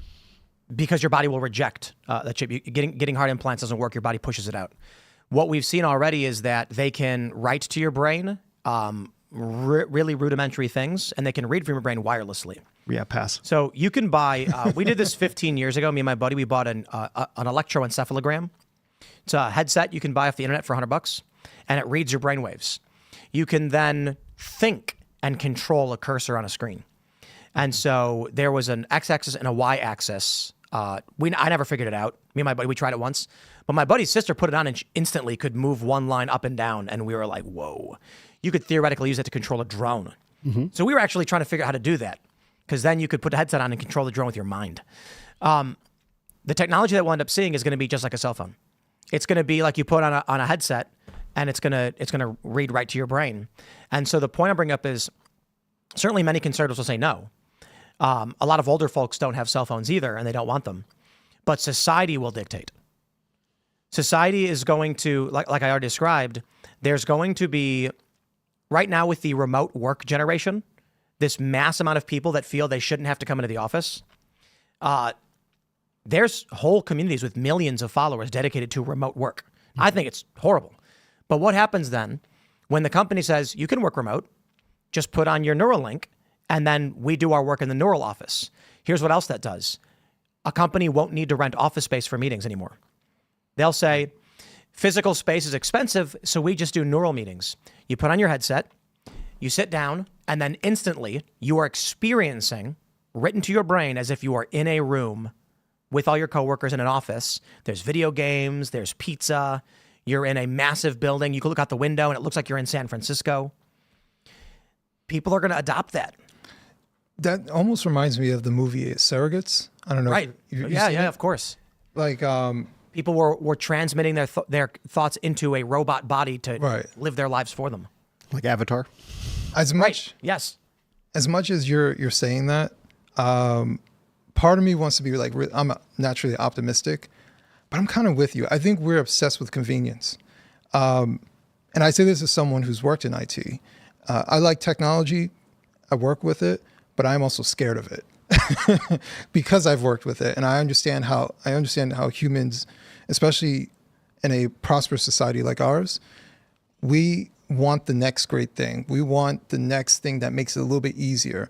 The getting up to go and touch the TV to change the channel gets replaced with the remote, gets replaced with your cell phone. Like everything just It's replaced with not even looking at the TV because you're busy looking at your phone. Right. Now you can talk to your TV. Yeah. Like it's just the level of constant convenience, constantly increasing that and finding the next thing. And obviously there's a profit model based on new technologies and things like that.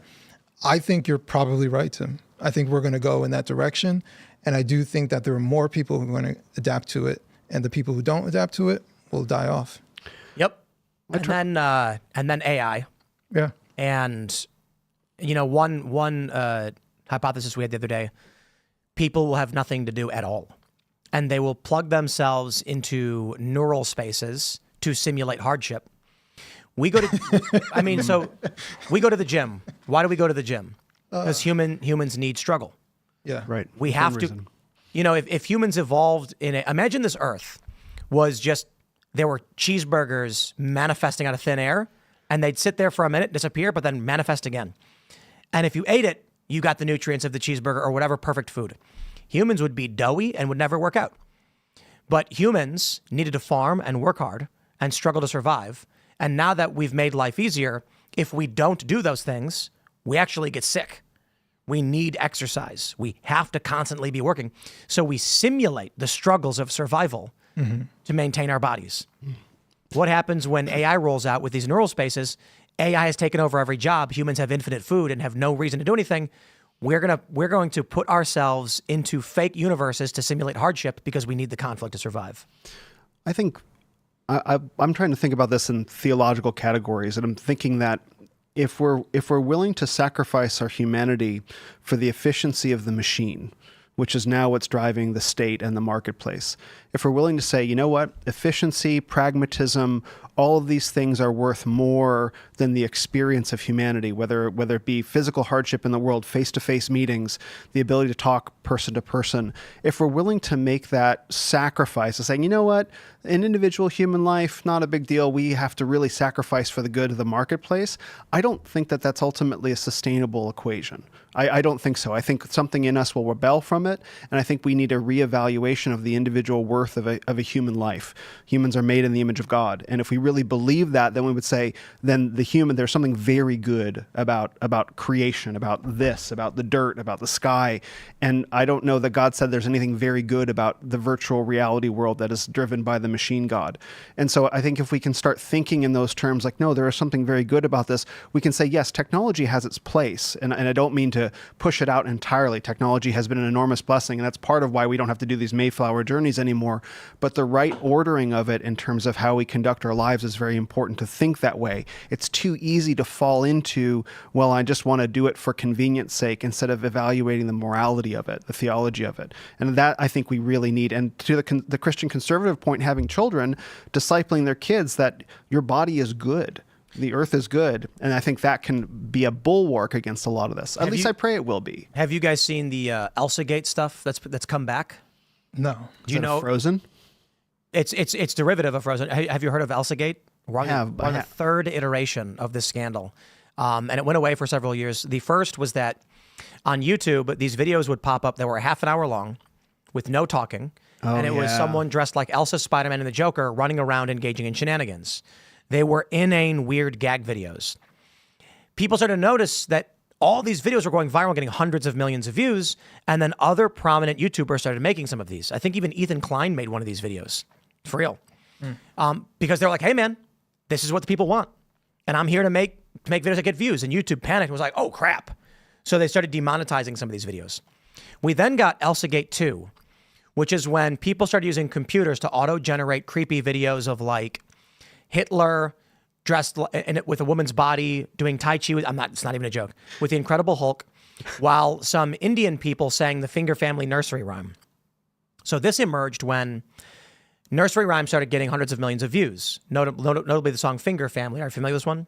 Yeah. It's like Finger Family, how are you? And then you say index finger, middle finger. So what happened was a parent would put the tablet in front of their baby and press play.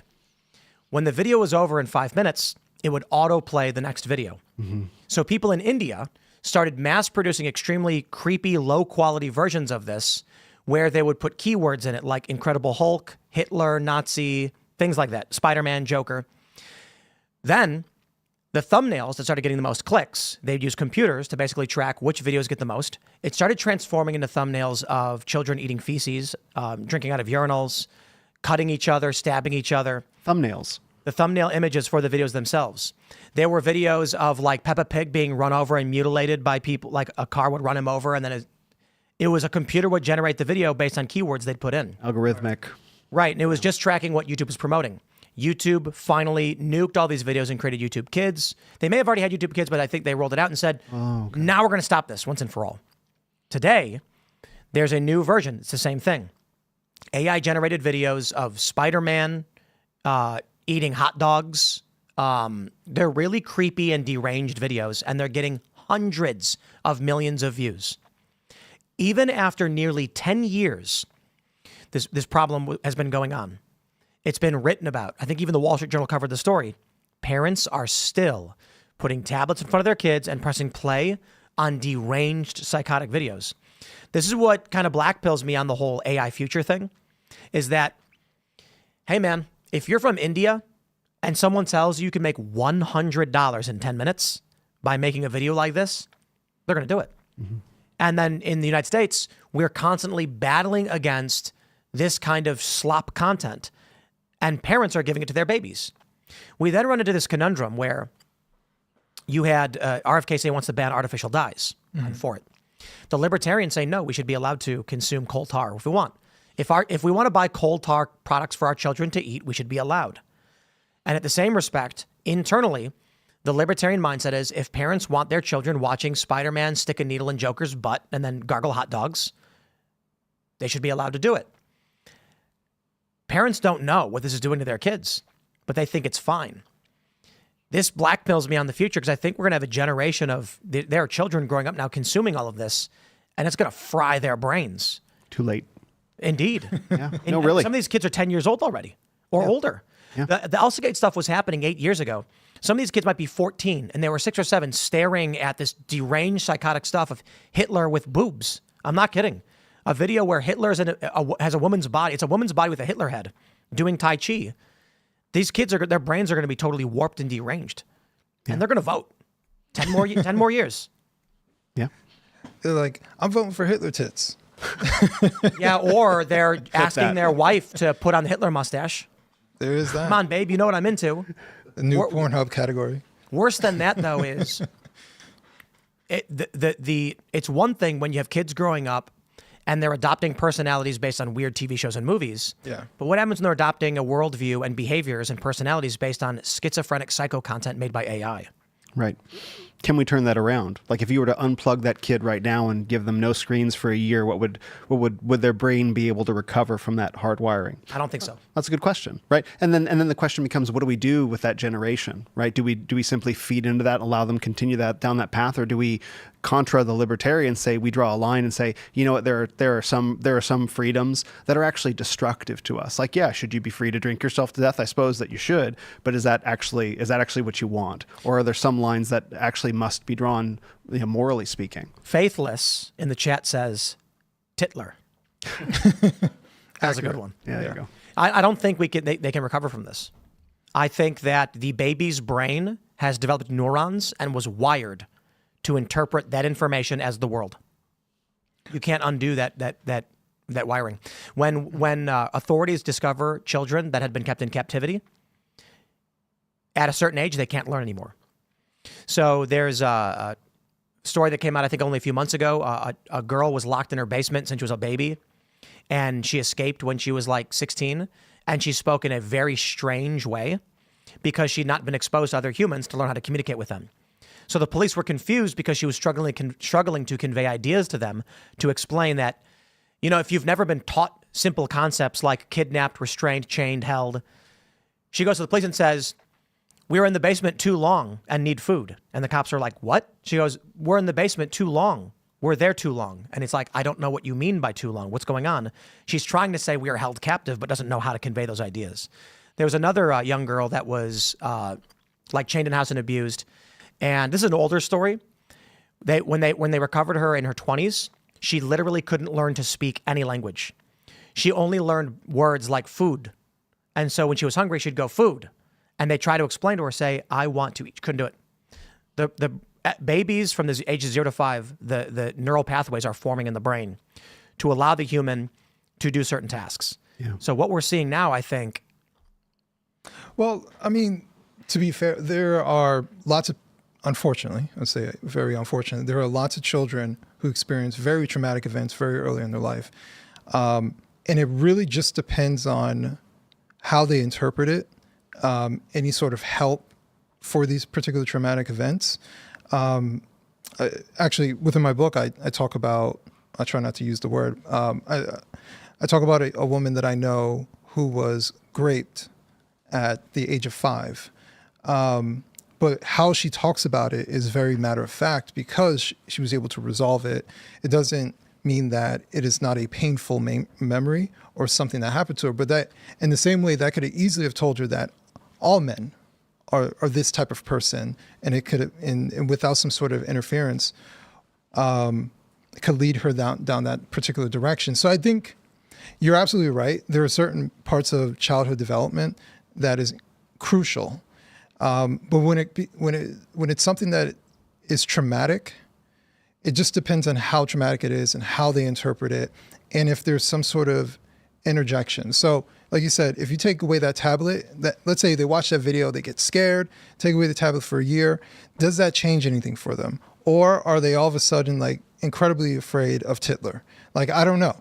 And so it really just depends on how traumatic it is for that particular child. And I guess how you approach trying to have them manage it or to change how they view these things. What a weird phobia. Like you're an adult and it's just like you're at a therapist. What terrifies you? Hitler with boobs. When I was a baby, I had to watch those videos. Yeah. I think more likely though they will develop identities around it. Mm-hmm. So then it's not traumatic. I would argue it's a developmental disability. Mm. You know, go back a couple hundred years, agrarian society, the children grew up watching their father work, and they identified with and adopted those traits, and their brains formed neural pathways around what they were doing. Today, I do think identity disorder is a component of media consumption. Yeah. So furries have, not all, but most furries are suffering an identity disorder where they want to be a cartoon animal. Not an animal, a cartoon animal. That's why they wear fursuits that look like Bugs Bunny. Mm-hmm. And well, where does that come from? Obviously, anthropomorphized animal movies and TV shows, where the children were placed in front of the screen and then built an identity around watching a cartoon lion talk to a cartoon dog.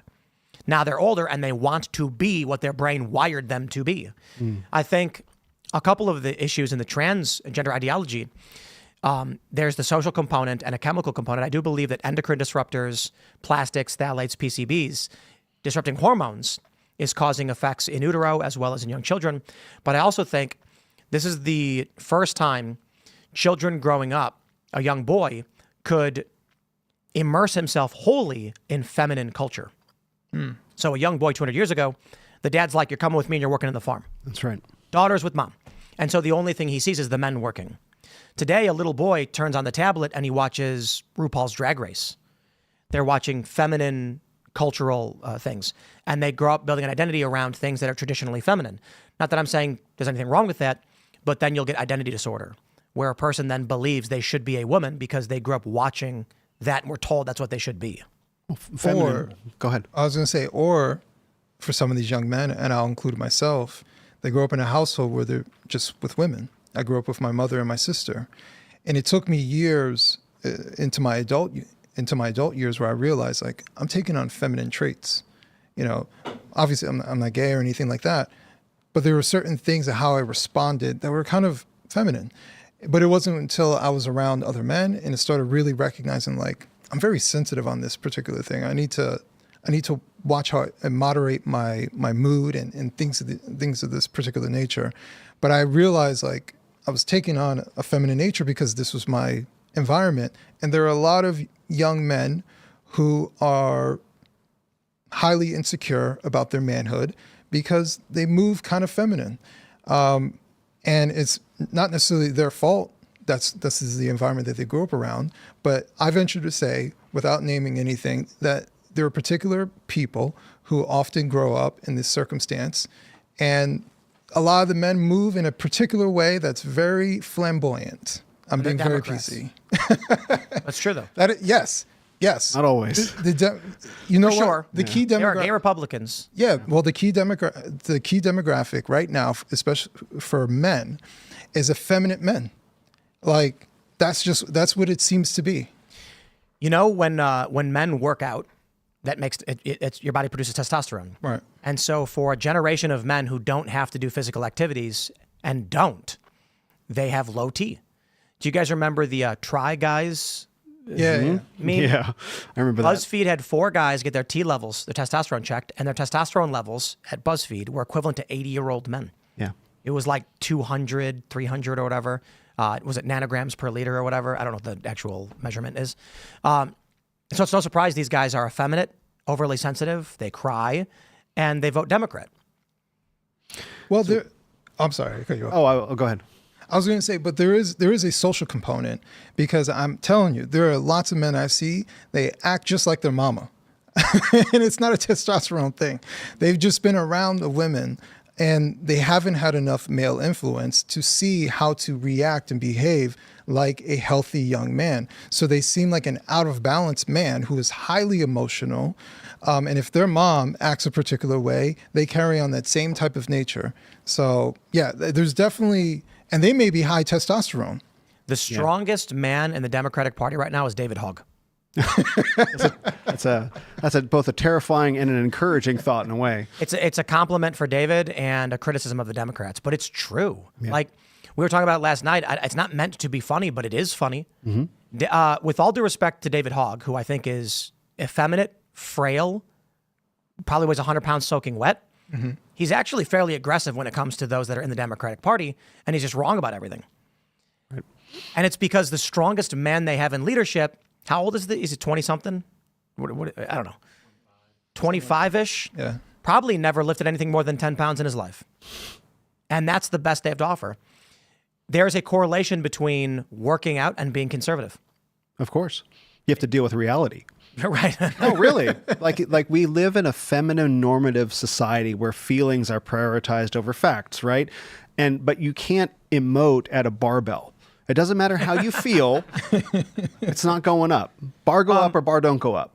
I would argue there's a bit of emotion in lifting, a little bit. But it's not like, oh, come on, No, it's just anger. make it. Yeah, right. But that's a different form of emotion. Like you can't negotiate with a barbell. Yeah, I was thinking about this. I remember when I was a real little kid and I got hurt, I'd cry. You know, when I was like 7 or 8, I would like bang my knee and then I couldn't help it. I'd start tearing up. And I thought about this a while ago. I was like, when was the last, like, how do you cry from, I was watching Futurama, old show. You guys remember that one, right? And Fry drinks this alien that's made of water. So he's like, I know how to get the alien out, make him cry. So they're hitting him. And I'm like, why is he crying? And I was like, when was the last time pain hasn't made me cry since I was probably a little kid. No, pain makes me angry now. I think when you become a man and you have testosterone, when you hit your elbow, you don't cry about it, you get angry. Like that's the emotion that is elicited from pain. And so you look at these low T guys that are, liberal or Democrat, they cry a lot, They're substantially more likely to cry. Well, When faced with hardship. Yeah. Right. I think that there's a natural, healthy expression of male emotion, but when you cry when faced with hardship, that's not the right, healthy expression of. Men are only allowed to cry if their dog dies. Nope. Family members, no. Kids, parents. Birth of your kid. No. Only if your dog dies. Okay. I'm kidding, by the way. But the joke is there, right? Right. But and going back to your barbell point, yeah, the emotion that you can have that makes sense is anger. Like if you're trying to lift more than you did and you're determined to get it and you believe in yourself, but you're starting to fail, you feel that kind of rage where you're going to push everything you have and scream that you refuse to give up. And there's a kind of anger in that at the barbell, but it's not like you're actually assigning consciousness to it or anything. And then you fail, you put the weights down and you accept defeat. You're a loser. but in the best way possible. You know what I mean? As long as you try again. Yeah, exactly. When you're up for it. There's another time when men get a big hit of testosterone that isn't talked about very much, which is when men achieve a significant victory. Like when you're investing in a weeks or months or even years-long project and you achieve that win, men get this massive hit. Really? Men get a massive hit of testosterone in doing that. It usually shows up in war, like winning a battle, but now we don't go to war in quite the same way anymore. So men who commit themselves to long-term projects and are then successful in it, they will continually get those hits of testosterone. And that's one of the things that drives entrepreneurship, that drives that big win, or that drives many men investing in long-term projects. So men who fail to show up in life won't get that experience. But men who show up and fight through the victory will get something so much more powerful, and that will drive them forward into the next battle. I love skateboarding. It teaches so many life lessons that are lost these days. Yep. And for instance, do you know what it means to drop in on a skateboard? So yeah, you on the Right. Yeah. You stand on top of the half pipe, you put your board over the edge, and then you drop into the ramp and ride your board. For most people, it is terrifying. You're paralyzed with fear, looking down, having no idea how you're going to. Who in their right mind would be standing on a ledge 5 feet off the ground and then lean 90 degrees forward? Instinctively, you're being told, I'm going to face plant on the ground, it's going to hurt. There's an important lesson in that, because I tell every single kid when they're standing up, they're scared. I say, calm down. It's okay. You're going to fall and get hurt. Do you want to do this or not? Right. And so for most kids who skate, 90% will fall and get hurt, but it's not that bad. Not that bad. You had to do it. And so those that truly succeed in this sport are the ones who are the ones who know, yeah, I'm probably going to get hurt. Some way or another, it's going to happen. But if you really want to do it, you have to sacrifice. Feel the pain. And what I love now is I watch these parkour videos on Instagram, and this is crazier than anything I grew up with as a kid. Yeah. I watched a video where a dude wanted to break the record for, it's a trick, I have no idea what it's called. And parkour literally just means running around and jumping off stuff. He jumps a 30-foot gap, and there's a steel beam. He jumps, goes 90 degrees, and then kicks it, and then flips 12 feet down, 30 feet across into a wall, and then kicks off the wall to backflip a 12 feet to the ground. He lands on his feet with a bang, like a thunderclap. All these young guys start cheering and screaming and high-fiving him. And then the next clip was his ankle broken and bruised and messed up. But I love it. I mean, maybe you're pushing yourself too far, but the idea that a young man said, I will literally break my ankle to be great and accomplish something no one has ever done before, I'm like, that's the drive that men are supposed to have these days, and too many are missing. But maybe don't go that far. You don't need to, you know, you're not intentionally trying to break yourself. But in a lot of these action sports, guys, you know, people watch some of, like, you know, you watch these guys doing backflips and flying through the air and then doing these 80-foot gaps and stuff. A lot of people don't realize they actually get hurt every time they do it, and then they don't skate for a month while they recover. They literally break their legs to land something that no one's ever done and push the limits beyond what humans thought were possible. Well, that's a form of, and I want to establish, and I think we should establish a form of masculinity that isn't always glory-seeking in quite that way. I think you're right to say it. You know, not everyone should pursue that level of that particular sport, but it's the same as rushing into the burning building, et cetera. That's a particular form. It's a necessary form of glory. But I think we need to establish a version of masculinity that says there are other ways to have a glorious life as a man, particularly with a prosperous family. You know what we need is we need a society that allocates its resources into cherishing the family. Amen. Wasn't Trump talking about like the mommy awards or something? Did you guys hear something like that? That's that. No, I didn't hear about that. Let me see if I can find something like that. I thought I heard someone talking about that. Oh, it already exists. Okay, never mind. What is this? Okay. No, that the Mommy Awards is for brand agencies. That's stupid. Someone was talking about making awards for mothers. Because the issue is that for young women, when you're trying to find social acceptance, the only way you can get it is through masculine achievement. Winning a sporting event, being the CEO, being the girl boss. We don't have a red carpet for a woman who has 12 kids. That's right. We have a red carpet for a woman who never had kids and started a film. I don't know how I feel about this. I mean, should there be an award show for going to work? I mean, these are things that Yeah. this is part of human nature. It's part of human nature to procreate. I think there are many of ways that we can encourage people to have more children or honestly, there are people who want to have children. They want to have marriages. They don't know how to do it. And so because they don't know how to do it, you just mentioned the fear of the unknown, they just don't do it. And they're afraid of the risk. So it's not, I think there are a lot of young men, the reason they're complaining, the reason they go to the manosphere is because they actually want to get married. They want to have children, but they're afraid to move forward because they've been inundated with it's not going to work. But the message they're getting from these guys, the guys, the message they're getting is it's not your fault. It's a gynocentric society that favors women and you'll never succeed. Right. Right. All right, so don't walk into the pit trap. Here's how you exploit the system. Exactly. Instead of saying, to be honest, if you move to a small town in a Christian conservative area and go to church, you will likely find a woman who is not going to be a degenerate slag who's going to leave you and steal your family. Well, even the manosphere that I would love to see is a manosphere that tells you, okay, this is partially true. Are the family court system biased against men? Yes, this is true. But here's how you can minimize having to deal with any of that. Here's how you select a proper woman, someone with character, not because, oh, she has, nice ass and big breasts, right? It is, here are the warning signs. Here are the things that you should look out for. Ask her about what's her upbringing? What's her relationship with her father? Because if it's bad, then you're increasing the odds that her relationship with you will be bad. Because if the most important man to her is her father, and she has a negative view about him, you're not going to fare better. It's less likely for that to happen. Mm-hmm. Unless she does work to interfere with that mindset. But these are conscious questions that you have. This is part of what I would say family planning, right? So you have to look at that woman before you have sex with her. Ask yourself, would you want her to be the mother of your child? That's right. And if you wouldn't, you probably shouldn't have sex with her. Right.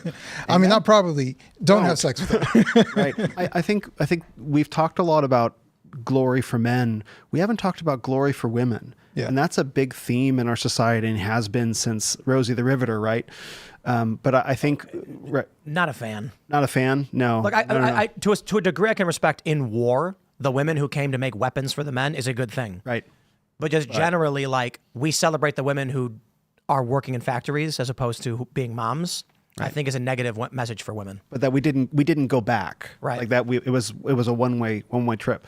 And I think finding a woman who believes motherhood is in itself glorious, that the act of nurturing, raising, birthing children into the world who then go on to have glorious marriages, that they see value in the home, they see value in the family, they see value in the light in the eyes of their kids.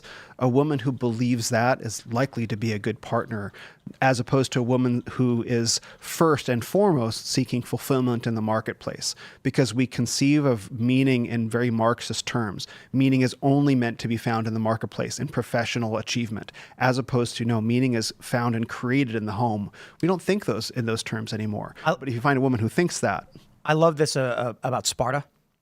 yes, We got great tales of Sparta, though they were actually a very brutal and horrifying culture. But there was some cool stuff. They made good movies. They did. Men only got gravestones if they died in battle, and women only got gravestones if they died in childbirth. Otherwise, no matter how important you were just dead and tossed into a grave with no marker. I don't want to celebrate women dying in childbirth. It's not about celebrating that they died. Oh, it's about honoring them. Okay, that in their great duty. Sacrifice. Right. We remember those who died in sacrifice of greatness. Yeah. The men in battle and the women having babies. I think the interesting thing that we're going to see, we're talking about a self-correcting problem, and this is what I'm really hoping for. There's we'll call it an epidemic of women in their 40s who are childless. And they're showing up on social media and they're just crying. They're sobbing genuinely. There's a big crying on social media thing happening generally, but they're sobbing because they recognize that in many ways they missed their shot, right? And they feel that it's difficult to find a man, it's difficult to settle down. I wish I made a different set of choices I didn't know, etc. And what I've been hoping is that that message would propagate backwards in the generations to women in their 30s and in their 20s who see the pile up ahead, and they're like, I don't want that for my life, and I'm going to choose a different route of fulfillment. I'm really hoping that that happens, because I would like as many young girls as possible to avoid that fate and to be able to find fulfillment in the home with a man who finds the same fulfillment in her and in the family. That's what I'm really hoping for. And I hope that social media will surface the devastation of the sexual revolution. Maybe we can make a different choice collectively. Well, have you guys heard about the womanosphere? I suppose you'd say womanosphere or womanosphere. This is an article from The Guardian. Oh, no. Now comes the womanosphere, the anti-feminist media telling women to be thin, fertile, and Republican. Like, you tell women to be fertile? I mean, like, they are at a certain age. Fruitful, maybe. This is one of those things where they're making it something. It's not. This isn't a thing. But they've got, they show Brett Cooper and Candace Owens. I'm not familiar with these other women, to be honest. Maybe Evie Magazine is a good example. Mm-hmm. Yeah, Evie. Yeah. Oh, really? Has that been like becoming particularly prominent with pushing traditional values and stuff? Well, I mean, it's traditional values, but I don't think it's actually rooted in anything transcendent. It's reactionary. It's saying, well, you see the degeneracy of modern America, let's choose a traditional path as a reaction, as opposed to a righteous choice made in response to like immorality. They wrote, on the most recent episode of our YouTube show, the right-wing commentator Brett Cooper joined the rest of the world in jeering Katy Perry, Gayle King, and Lauren Sanchez's brief flight to space. Quote, these women were completely dependent on men who built this spacecraft. Frankly, we all are, because men built civilization. They built the homes we live in. They built the studio that I'm recording in. The spaceships that all of these rich celebrities are flying around in. The difference between Cooper and feminists, she says, is I choose to acknowledge that and celebrate it and be grateful. You know, they wouldn't want to give me any credit in there, but I tweeted that, you know, a bunch of women went on a spaceship shaped like a giant penis, were launched into space on a rocket on this rocket controlled by men remotely, and it was built by men. When nothing was accomplished, and when they came back, they acted like it was a great feat, which is a really great analogy for what feminism is. Mm-hmm. You know, men did all the work, and then the women celebrated and. You know, there are many things that women have contributed to in science and industry and everything, and that's fantastic. And if they want to, they should be allowed to. But the issue I have with modern feminism is that it is a fact. Women have a time in their lives they can have kids, and men do not. Mm-hmm. Women make the babies, men do not. Men contribute to the process of the baby, but the woman's body is what actually incubates and allows the baby to grow and to live. And then even after the baby is born, the mother is still much attached to the baby with breastfeeding. Mm-hmm. So there's a lot of women being told they can have it all. And then they get into their 40s and they're told you will never have children. And for guys, that doesn't exist. Not in the same way. Yeah. Yeah. Yeah. And they never could have it all. And a lot of women discovered that the hard way. They grew in their careers, they got married and they had kids, and they were all set, and they recognized, what am I doing? I don't want to do this. I don't want to sit in meetings in offices and generate TPS reports. I want to be home with my children. I really enjoy this process. A lot of women say they enjoy the process of being pregnant, of giving birth. They find it very fulfilling. And then they abandon the workplace. And so the issue that the idea that women could have it all was never real. It was a lie that was told to women, and I think they're waking up to it. Men can't have it all in the same way either. No. Men can sacrifice and do work. And men are expendable in evolutionary biology because men don't create babies in their bodies like women do. Mm-hmm. So what does it mean as a man to have it all? It's find a good wife who will help you have a family and have a job. And what does it mean for a woman to have it all? It means find a good husband who will provide for you and have a family with him. That's right. You provide the family. He provides the resources for your family. And a little bit of overlap in between. You know, there's a lot that mothers do, especially traditionally in agrarian cultures, where they're actually tending to animals as well and contributing. Yeah. But now this idea is that you can be the CEO of a company while having kids. And there's a lot of women whose lives, I would argue, have been ruined because of this push in feminist media. Well, something's got to give. Well, it reminds me of that, I can't remember her name. I think she's a congresswoman who's making this big deal about bringing her child onto the floor. Right. I can't remember her name offhand. But to me, this is one of those areas where it's like, well, you also can't bring your child into a factory where there's large machines. Like, not every job you can bring your child to. And so for her, it seemed like she was using that child as some sort of prop. Yeah. Because quite literally, your child doesn't have to be there. Matter of fact, if you're in Congress, you're not there 5 days a week, all year. You're there at certain times for certain reasons to come in for a vote. I think your child can be somewhere else, right? Just like the next person who's been there plenty of times before, their child was somewhere else, right? We can't bring our kids to work for many particular reasons. So I do think that there's this constant idea where they're trying to force having it all. And by doing that, they have to constantly portray themselves as somehow being victimized by not being able to carry their child in every single place that they're going to. In some places, it's not appropriate. It just isn't. Right. So you have to make a choice in many respects, or you can do what Congress is trying to do. Or I think they accomplished it where they said you can have your child on the floor, right? They caved into it rather than saying, I hear you, but no, you make enough money, have someone watch your child for the few hours that you stand in here so you can vote. Like, just like we've been doing this entire time that women have been in Congress. So no, I don't think women should try to have it all. Neither do I think that men should try to have it all. Trying to have it all sounds incredibly selfish. It is. Well said. Like, I just think that this is a very selfish mindset. It's in disregard to the person who is standing next to you who doesn't have their child because they made the sacrifice, and you're supposed to encroach on their space. So your child can sit there and cry and interrupt this other person, right? Or maybe this isn't a normal professional environment for this child to be in. Just like most jobs aren't a normal place. That's why Bring Your Child to Work Day was a day, right? It was supposed to be a special thing. It wasn't a lifestyle. It wasn't a lifestyle, exactly. Well, your book is about absent fathers. At least most of it, like your experience with your dad. But have we really talked about the societal impact of absent mothers? Okay, so sure, you have a kid and you abandon your kid into daycare, right, for the first few years of the kid's life while you're off doing work, right? What is going to be the impact on that child? Oh, your kids are fine. Well, let's give it 20 years. Is it any wonder that you have children that are growing up that are in therapy, that experience all of this anxiety because they were raised by strangers? Yeah. Are we allowed to talk about that? Or are we just have to sort of paper that over? What happens if you were to say, you know what, I'm going to sacrifice myself to be present for my child?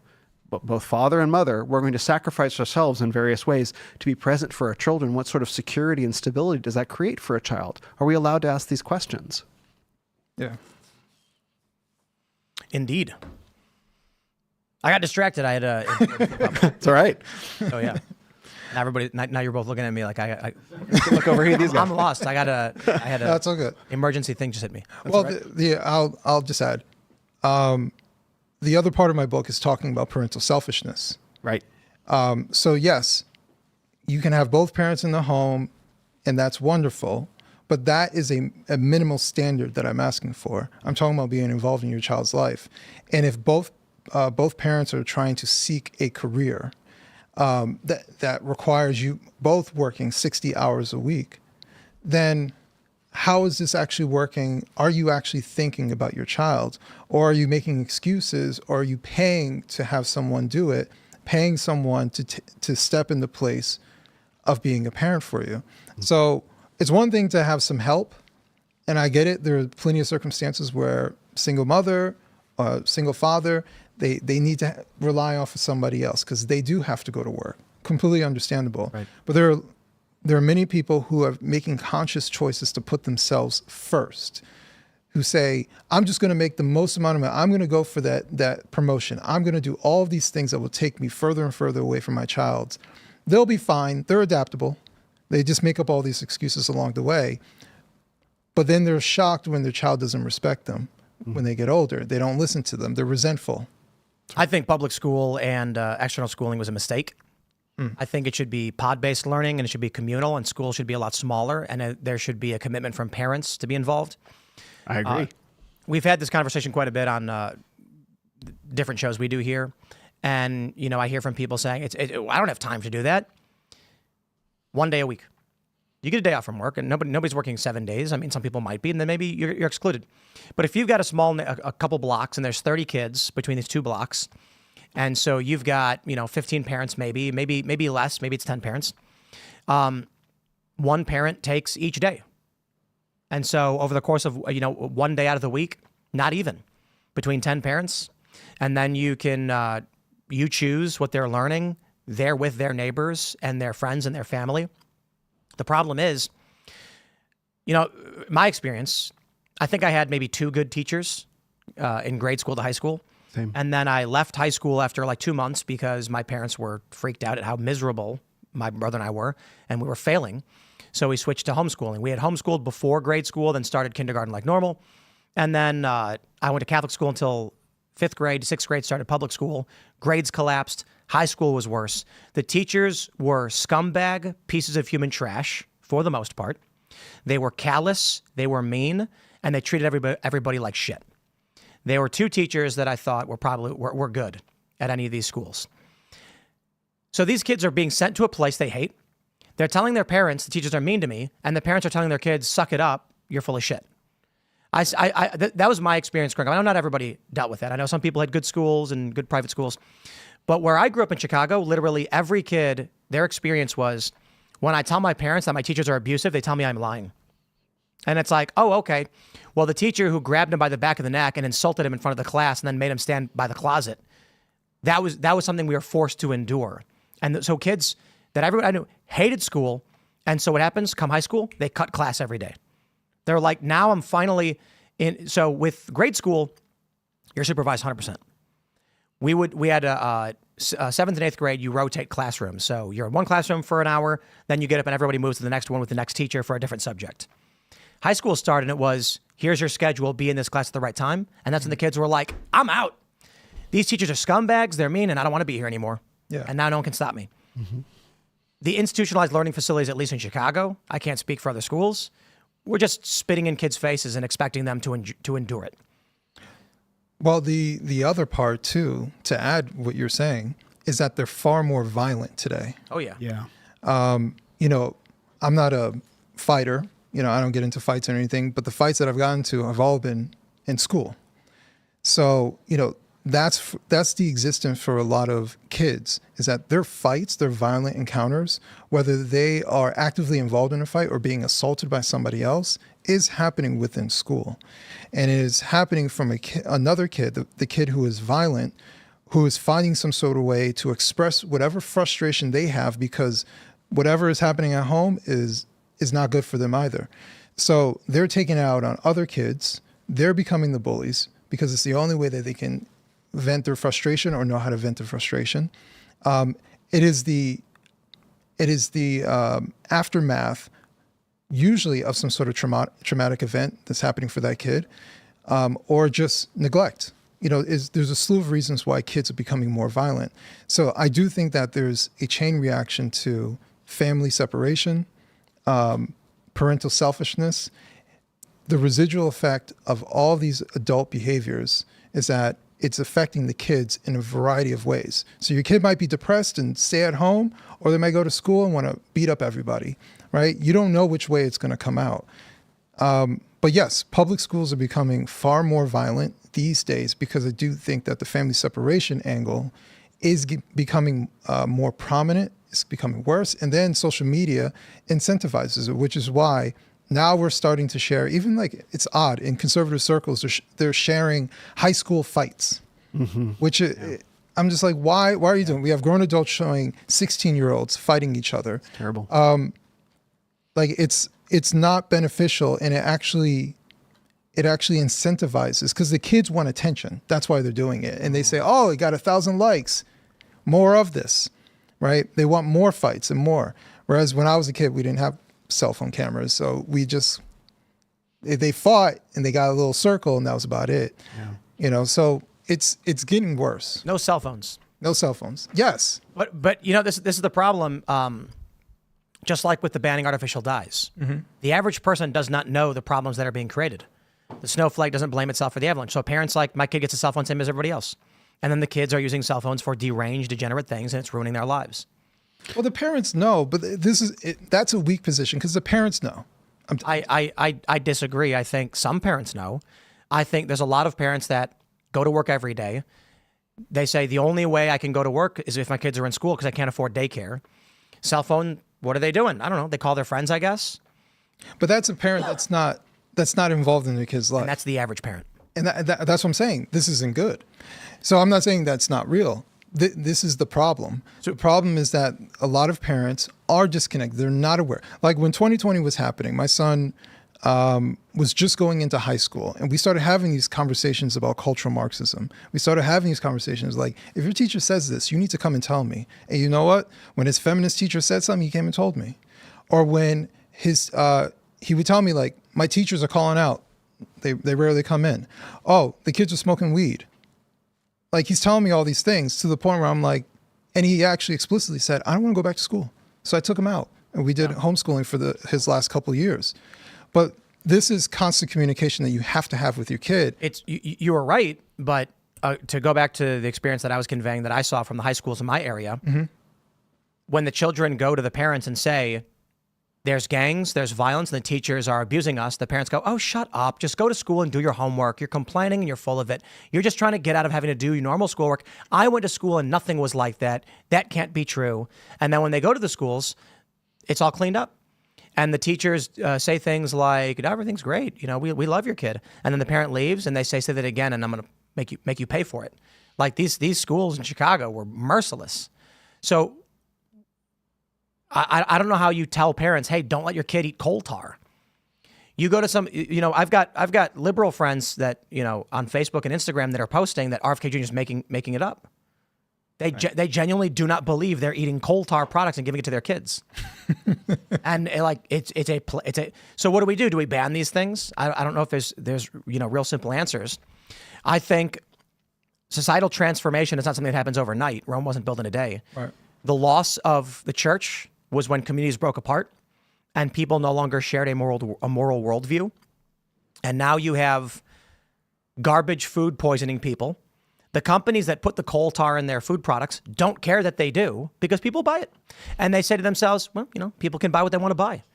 Okay, well, you're slowly poisoning and killing these people. Oh, well, it's their choice. That's the society we live in now.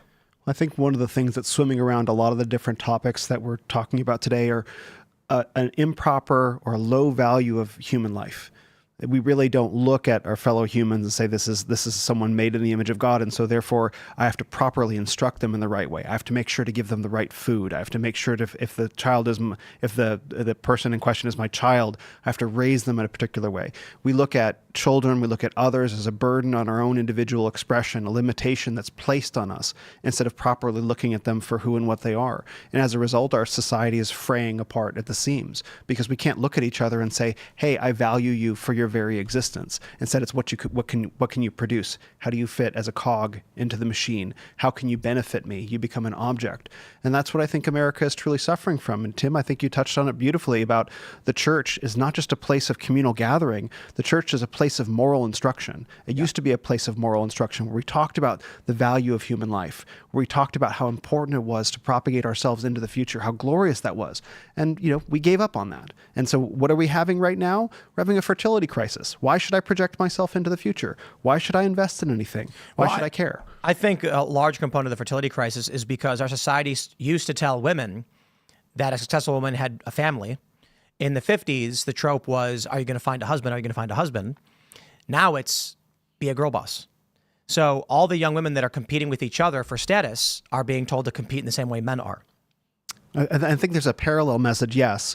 And I think that there's a parallel message being given to men, which is about pleasure seeking, which is about vanity, which is about greed, which isn't about self-sacrifice, for women that are being taught to be girl bosses. So these problems are synergistic. And so how do we begin to unwind them? Well, the women have to begin unwinding it from the feminine side, and the men have to begin unwinding it from the masculine side. And we need a standard to point to and say, hey, you know what? That standard over there that we had for hundreds of years, that worked pretty good. It requires all of us to give up something. It requires all of us to die to ourselves. But when we do that, we find that civilization actually tends to thrive. And when we don't do that, we have now 80 years of data that says it tends to decay. I'll give one final thought before we wrap up. This is the domestication of humans. Wolves were domesticated and became dogs, and a dog is essentially a permanent wolf cub. The behaviors that dogs have is extremely similar to wolf puppies. Is it cub or puppies? I don't know, puppies. And so what had happened was when humans inadvertently domesticated the wolf, it started because wolves would scavenge the refuse of human camps when they moved. The wolves that were less aggressive towards the humans could get closer, and the humans that tolerated the wolf presence were more likely to survive because the wolves kept other predators away. Over a long period of time, wolves and humans started moving closer and closer together because, once again, the wolves that were less aggressive could get closer to the humans who would tolerate it. This resulted in a strain of proto-dogs, which were more like puppies and less aggressive. So when they came around and were eating the refuse, the humans chuckled and laughed and threw them some bones. They had more food, they survived more. Eventually, they were dogs. The behavioral change was that the aggressive behaviors of wolves and the size were bred out by natural pressures of what humans would tolerate. Humans now have the faithful best friend, which acts like a baby wolf. That's all it is. It's a baby. Mm-hmm. This is what's happening to humans. As time goes on, humans are becoming permanent children. They don't want to work. They don't want to sacrifice. They don't want to. They act like babies. They act like children do. Into their 20s, going to Harry Potter conventions and casting spells on each other and dancing around with lightsabers, instead of going and staking out new lands and growing farms and sacrificing and being gritty and being adults. You now have millennial women who don't have kids until they're 30. They're in their 30s now, starting to have children. And men are not getting married and they're not having wives. What do they want to do? The attitude among most millennials, less so Gen Z, but among many millennials and some Gen Z is, I want to travel and do things. I want to have fun. I want to experience the world. And it's like, right, you want to be a child. Children trounce about and go on vacation and go on adventures. And then as you get older, you take on more responsibilities and support those who come next. Right. But this is what we're facing, the domestication of humanity, in which case the future is humans will largely just behave like children like they are now. And so, you know, as a new father, I made a joke to my wife. Wouldn't it be funny if all people reacted to their problems the same way babies did? And I'm imagining there's like a guy sitting in his office and he's typing in his computer and he grabs his mug to drink coffee and he goes to sip and the mug's empty and he looks at it and he goes, ah! Starts screaming at the top of his lungs instead of actually solving his problem. And then my wife laughed and she goes, you mean like liberals? And I was like, oh yeah, good point. But then I take a look at these prominent Democrats and they're permanent children. The men are frail, low T, as if they're 10-year-olds. Mm-hmm. The women don't want to settle down. They don't want to have families. They don't want to have responsibility. They don't want to work. They want to be communist. They want things to be paid for them. They want to take out loans to go to school and have the government pay for it. They want daddy to fund their bills. They don't want to do hard work. I'm not saying literally all, but most. It is domestication. And then you have on the right the resistance to that. But we are at a time. So I do appreciate you guys hanging out. This has been fun. Of course, you guys smash the like button, share the show with everyone you know. You can follow me on X and Instagram at Timcast. Do you want to shout anything out before we go, good sir? Yeah, I do have my book, Children We Left Behind. I do have a YouTube channel. I keep forgetting to tell people that. It's at wrong_speak when you search for it. And my Substack, adambcoleman.substack.com. I have a brand new website at willspencer.co. I have a men's mentorship program, which you can see at the top, and you can find my podcast on YouTube at Will Spencer Pod. Right on. Gentlemen, it's been a blast. Thanks for hanging out. For everybody else, thanks for hanging out for the Culture War podcast. We are gearing up for the Culture War Live, and what that means is the schedule is going to be changing, and they're going to be pre-recorded shows, because we're going to go Saturday night, do a live show, and then, because it's Saturday night, we're going to play it for you on Friday. So it is going to change things up. We're still trying to figure it out. We could probably use some of your advice on the Timcast Discord for how we can make this work better. But we'll make it work.